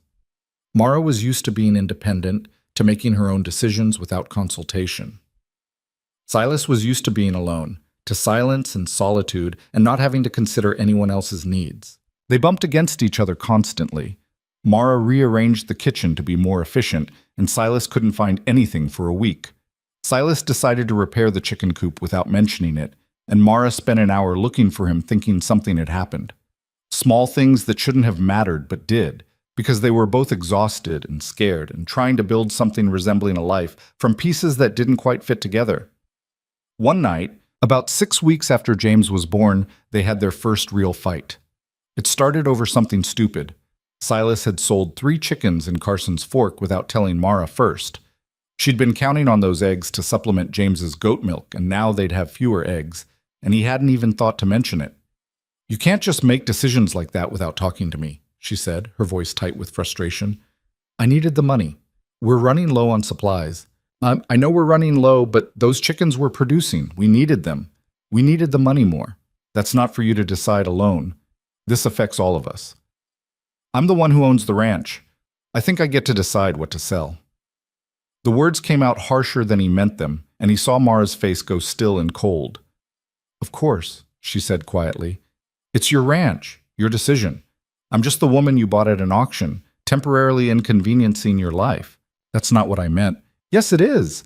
It's exactly what you meant." She stood, her hands shaking. "I work this ranch same as you. I cook and clean and care for your house and try to make something useful out of this disaster. But at the end of the day, it's still yours. I'm still just passing through. Mara, I'm going to bed. Try not to sell anything else while I'm sleeping." She walked away, and Silas sat at the table feeling like he'd stepped wrong in the dark and fallen into something deeper than he'd expected. He'd meant the words practically. He did own the ranch. The decision had been practical. But he heard how they'd sounded. Like she didn't matter, like her work and presence didn't count. He gave her an hour, then knocked softly on the bedroom door. "Can I come in?" Silence. Then, "It's your house." He pushed through the curtain to find her sitting on the edge of the bed, James sleeping in the basket beside her. In the dim light, she looked younger somehow, and more vulnerable than he'd ever seen her. "I'm sorry," he said. "What I said about the ranch being mine, that was wrong. But true. True on paper, maybe, but not true in any way that matters. You've worked harder than I have to make this place livable. You've put more into it than I have in 3 years." He sat down in the chair, keeping some distance between them. "I'm not good at this, at having people around, at thinking about how my choices affect others. I've been alone too long." "I'm not good at it either," Mara admitted, "at depending on someone, at having to consult before making decisions. Robert and I, we worked together, but I still had my own space, my own choices. This feels different, because it is different. We didn't choose this. We built it out of desperation, and now we're stuck with it. Maybe stuck isn't the right word." Mara looked at him. "What would be the right word?" Silas thought about it. "Bound, maybe. We're bound together, legally and practically. But that doesn't mean we can't figure out how to make it work." "How do we do that?" "I don't know. Talk more, maybe. Stop making assumptions about what the other person needs or wants." He paused. "And I should have asked you about the chickens. You're right. That affects everyone, and I should have consulted you first." She was quiet for a long moment. Then she said, "I moved your tools in the barn, reorganized them without asking. That probably annoyed you." "A little," he admitted. "I'll put them back." "No, your system's probably better than mine anyway." He stood. "We're going to keep bumping into each other, you know. Keep having these moments where we forget we're not alone anymore." "I know. But maybe that's not the worst thing. Maybe we just have to learn as we go." Mara nodded slowly. "All right, we learn as we go." It wasn't a grand reconciliation or a moment of deep connection. It was just two tired people agreeing to keep trying, which sometimes was all you could ask for. The weather turned cold as October gave way to November.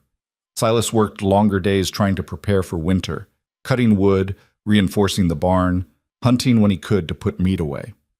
Mara pushed herself harder than Thornton would have approved, determined to be strong enough for Morrison's review. James grew slowly but steadily, his cry becoming stronger, his eyes focusing on faces and tracking movement. Lila, caught in the middle of everything, tried to make herself useful. She fed chickens, collected eggs, helped with James, and rarely complained. But Silas noticed her drawing pictures on her slate when she thought no one was watching. Pictures of a different house, a different family, a father who wasn't dead, and a life that didn't require constant fighting. One afternoon, he found her sitting on the porch, crying quietly while she clutched a button that had come off her dress. "What's wrong?" he asked. "It's stupid." "Tell me anyway." She held up the button. "It's from my Sunday dress, the one Mama made me before Papa died. But the dress doesn't fit anymore, and Mama says we need to use it for scraps because we can't afford new fabric. And I know it's just a dress. I know we need the fabric, but..." She wiped her face roughly. "It's all I have left from before." Silas sat down beside her. "It's not stupid to want to hold on to things. Everything's different now. Papa's gone. We're here. Mama's married to you. There's a new baby. And I know I'm supposed to be grateful because it could be worse, but sometimes I just want things to be how they were. I understand that. Do you? Because you seem fine with everything." Silas looked out at the ranch, at the land he'd let deteriorate because he couldn't bear to maintain it after Catherine and their son died. "After my wife and son passed, I spent 3 years wishing things could go back to how they were. I kept their clothes, their belongings, everything exactly where they'd left it. Thought if I just waited long enough, maybe the world would realize it had made a mistake and give them back to me. But it didn't. No, and all that waiting, all that holding on, it didn't change anything. It just kept me frozen." He looked at the button in her hand. "Keeping that button won't bring your father back or make things how they were, but it also won't hurt anything to hold on to it. Some things are worth keeping, even if they don't serve a practical purpose. Mama says we can't afford sentiment. Your mama's had to be practical her whole life. That doesn't mean she's right about everything. He stood and held out his hand. Come on, let's go see if we can find a way to keep the button and use the fabric. They went inside and found Mara at the table, mending one of Silas's shirts. She looked up, taking in Lila's tear-stained face and Silas's expression. What happened? Lila wants to keep the button from her Sunday dress, Silas said. I told her that seemed reasonable. Mara's mouth thinned. We talked about this. The fabric can still be used, but the button can be saved, maybe sewn onto something new later, so it's still hers. Mara looked at her daughter, and Silas saw the moment she understood what this was really about. Not a button, not a dress, but a little girl trying to hold on to pieces of a life that had been torn apart. All right, Mara said quietly. We'll keep the button, and when we have money for new fabric, we'll make something special for it to go on. Lila threw her arms around her mother, and Mara held her tight, her eyes meeting Silas's over her daughter's head. Something passed between them, an understanding, maybe, or just acknowledgement that they were trying. Not perfectly, not smoothly, but trying. 2 weeks before Morrison's review, Agnes Caldwell showed up with a wagon full of supplies. What's all this? Mara asked as Agnes started unloading bags of flour and sugar. Payment for the sewing you've been doing, plus a bit extra. Turns out telling women in Carson's Fork that I knew a good seamstress brought in more business than I expected. You've got a pile of work waiting if you want it. I want it, Mara said immediately. Figured you would. I also brought fabric, nothing fancy, but enough for you to make a few things. Call it an advance on future work. Agnes pulled out a bolt of blue cotton. Thought maybe you could make something for the girl. She's outgrowing everything. Lila's eyes went wide. Really? Really? And before you ask, yes, you can put that button you've been carrying around on whatever we make. Agnes winked at her. Word travels in small communities. Can't keep secrets. They spent the afternoon measuring and cutting, Agnes teaching Lila basic stitches, while Mara worked on a pattern. For the first time since Silas had known her, Mara looked relaxed, her hands moving with confidence through work she understood and was good at. You should think about doing this more, Agnes said. Proper seamstress work, I mean. There's demand for it, and you've got the skill. I've thought about it, but I'd need space, supplies, a way to advertise. Start small. Work from home. Build up a reputation. Once Morrison's review is passed and you're in the clear, you could even think about opening a shop in Carson's Fork. I'd invest in it if you asked. Mara looked startled. You would? You're good, you're reliable, and you work harder than anyone I know. That's worth investing in. Agnes paused. Plus, I like the idea of sticking it to all those people who thought you'd fail. Nothing satisfies me more than proving smug people wrong. After Agnes left, Mara stood in the middle of the main room, surrounded by fabric and supplies, looking dazed. What? Silas asked. I think I just got offered a future. A real one, not just surviving day to day. You gonna take it? I don't know if I can. Morrison's review, the ranch. James, Morrison's going to see exactly what he should see. A woman working hard, building a life, caring for her children. And if you want to build a business on top of that, then you should. Silas picked up James, who was fussing in his basket. You're not alone in this. You've got help now, whether you want it or not. Mara smiled, and it reached her eyes for the first time in weeks. I think I'm starting to want it. Morrison's review fell on a cold December morning. He arrived without fanfare, riding up to the ranch with a clerk in tow to take notes. Silas and Mara met him at the door, both of them trying to look calm and competent despite their nerves. Mr. and Mrs. Boone, Morrison said, dismounting. Thank you for receiving me. Of course, Your Honor, Mara said. Please, come inside. Morrison took his time, observing everything. The clean house, the stocked pantry, the bedroom where James slept soundly in a proper cradle Silas had built. He asked questions about their routine, their finances, their plans for the future. He spoke with Lila, who answered politely but warily. He examined the ranch, noting the repairs that had been made, the garden plot prepared for spring planting, the livestock in decent condition. I understand you've been taking in sewing work, Mrs. Boone, Morrison said. Yes, Your Honor. I've built up a small client base in Carson's Fork. Agnes Caldwell can vouch for the quality of my work. Ma, I've already spoken with Mrs. Caldwell. She spoke quite highly of you. Morrison made a note. And you're managing this work while caring for an infant and maintaining the household? With help, Mara said, glancing at Silas. My husband takes on extra work so I can focus on sewing when James is sleeping. Lila helps with household tasks. We work together. Morrison studied them both, his expression unreadable. Finally, he said, When I saw you 3 months ago, Mrs. Boone, I had concerns, the rushed marriage, the premature birth, the legal complications. It all painted a picture of instability.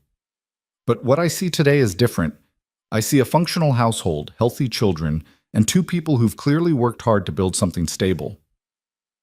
Mara's hand found Silas's, gripping tight.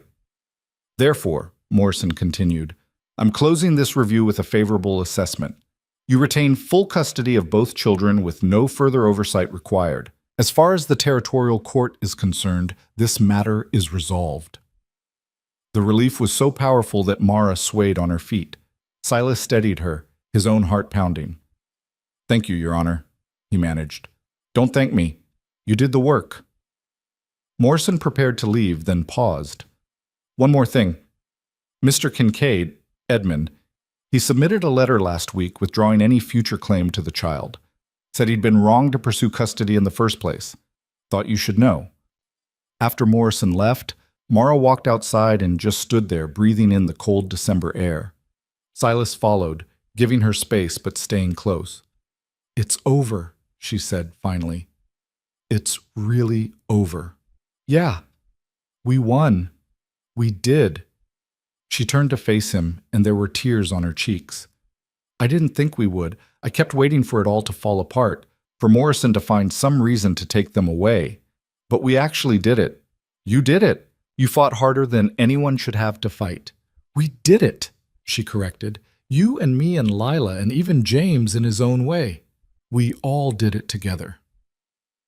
They stood in the yard as snow started to fall, light flakes that melted as soon as they hit the ground. Inside, Lila was probably reading to James, her voice carrying through the thin walls. The ranch looked better than it had in years, the house warm and lived in, smoke rising from the chimney into the gray sky. It wasn't perfect. The marriage was still strange and undefined, built on legal necessity rather than love. Money was still tight, and winter would be hard. James was still small and would need extra care for months. Lila still had nightmares about her father and cried for things that could never be fixed, but they'd survived. Against Marcus Granger, against Edmund Kincaid, against the judgment of people who'd decided they were doomed to fail. They'd built something out of desperation and determination, and it had held. What happens now? Mara asked. I don't know, Silas admitted. We've been fighting for so long, I'm not sure what we do when there's nothing left to fight. We could try living, just living, without constantly bracing for the next disaster. That sounds good, but I don't know how. Neither do I, Mara said. But we can learn. We've learned everything else together. We can learn this too. They went back inside, where Lila had indeed been reading to James, a story about a brave horse that Silas had told her weeks ago, now transformed in her retelling into something more elaborate and fantastical. James was wide awake, watching his sister with solemn eyes, and Lila was performing the story with gestures and different voices. Everything okay? She asked when she noticed them watching. Everything's fine, Mara said. Morrison's review went well. We don't have to worry anymore. Really? We can stay? We can stay. Lila looked at Silas. All of us? All of us, he confirmed. That night, after the children were asleep, Silas and Mara sat at the table with coffee, something they'd started doing most evenings. It was their time to talk about the day, make plans, or just sit in comfortable silence. I've been thinking, Mara said, about what Agnes said, about starting a real business. You should do it. It would mean changes. I'd need to dedicate more time to sewing, maybe hire help with James and the household eventually. So we'll figure it out. Same as we've figured out everything else. Mara traced the rim of her cup with one finger. And what about us? The marriage, I mean. We got married for protection, and now we don't need that protection anymore. We could talk about ending it quietly, like we planned. Silas had been expecting this conversation, But now that it was here, he found he didn't have a clear answer. Do you want to end it? He asked. I don't know. Do you? I asked you first. Mara smiled slightly. When we got married, I told myself it was temporary. A legal arrangement, nothing more. And for a while, that's what it was. But somewhere along the way, she paused, searching for words. It stopped feeling temporary. You're not a stranger anymore. This house isn't a place I'm just passing through. And when I think about the future, I think about it here, with you and Lila and James. That's a lot different than what we agreed to. I know, and if you want to stick to the original plan, if you want to dissolve this quietly and go back to how things were for me was being alone in a falling apart ranch, waiting for my life to end. Silas interrupted. I don't want to go back to that. What do you want? He thought about it, really thought about it. I want what we've built, messy as it is. I want Lila feeling safe enough to ask me questions. I want James growing up in a house that's cared for. I want you having the space to build your business. He stopped, then continued. I want to try turning this marriage into something real. Not because we have to, but because we choose to. Mara's eyes were bright with tears. That's a lot more than a legal arrangement. Yeah, it is. Is that okay? It's better than okay. She reached across the table and took his hand, but we should be clear about what we're choosing. We're choosing each other, but also all the complications that come with it. My grief over Robert, your grief over Catherine and your son, Lila's needs, James's future, the fact that we're still learning how to live together and we'll probably keep fighting about stupid things. I can live with fighting about stupid things. Can you live with a wife who's going to build a business and probably neglect the housework sometimes? Can you live with a husband who's not good at talking about feelings and disappears into work when things get hard? I think we've both been living with exactly that for months now. They sat there, hands clasped across the table, acknowledging what they were choosing. Not a perfect love story, not a fairy tale rescue, but something harder and more real. A partnership built on mutual need that had slowly transformed into mutual respect and maybe, eventually, something more. So we're doing this, Silas said. For real. For real, Mara agreed.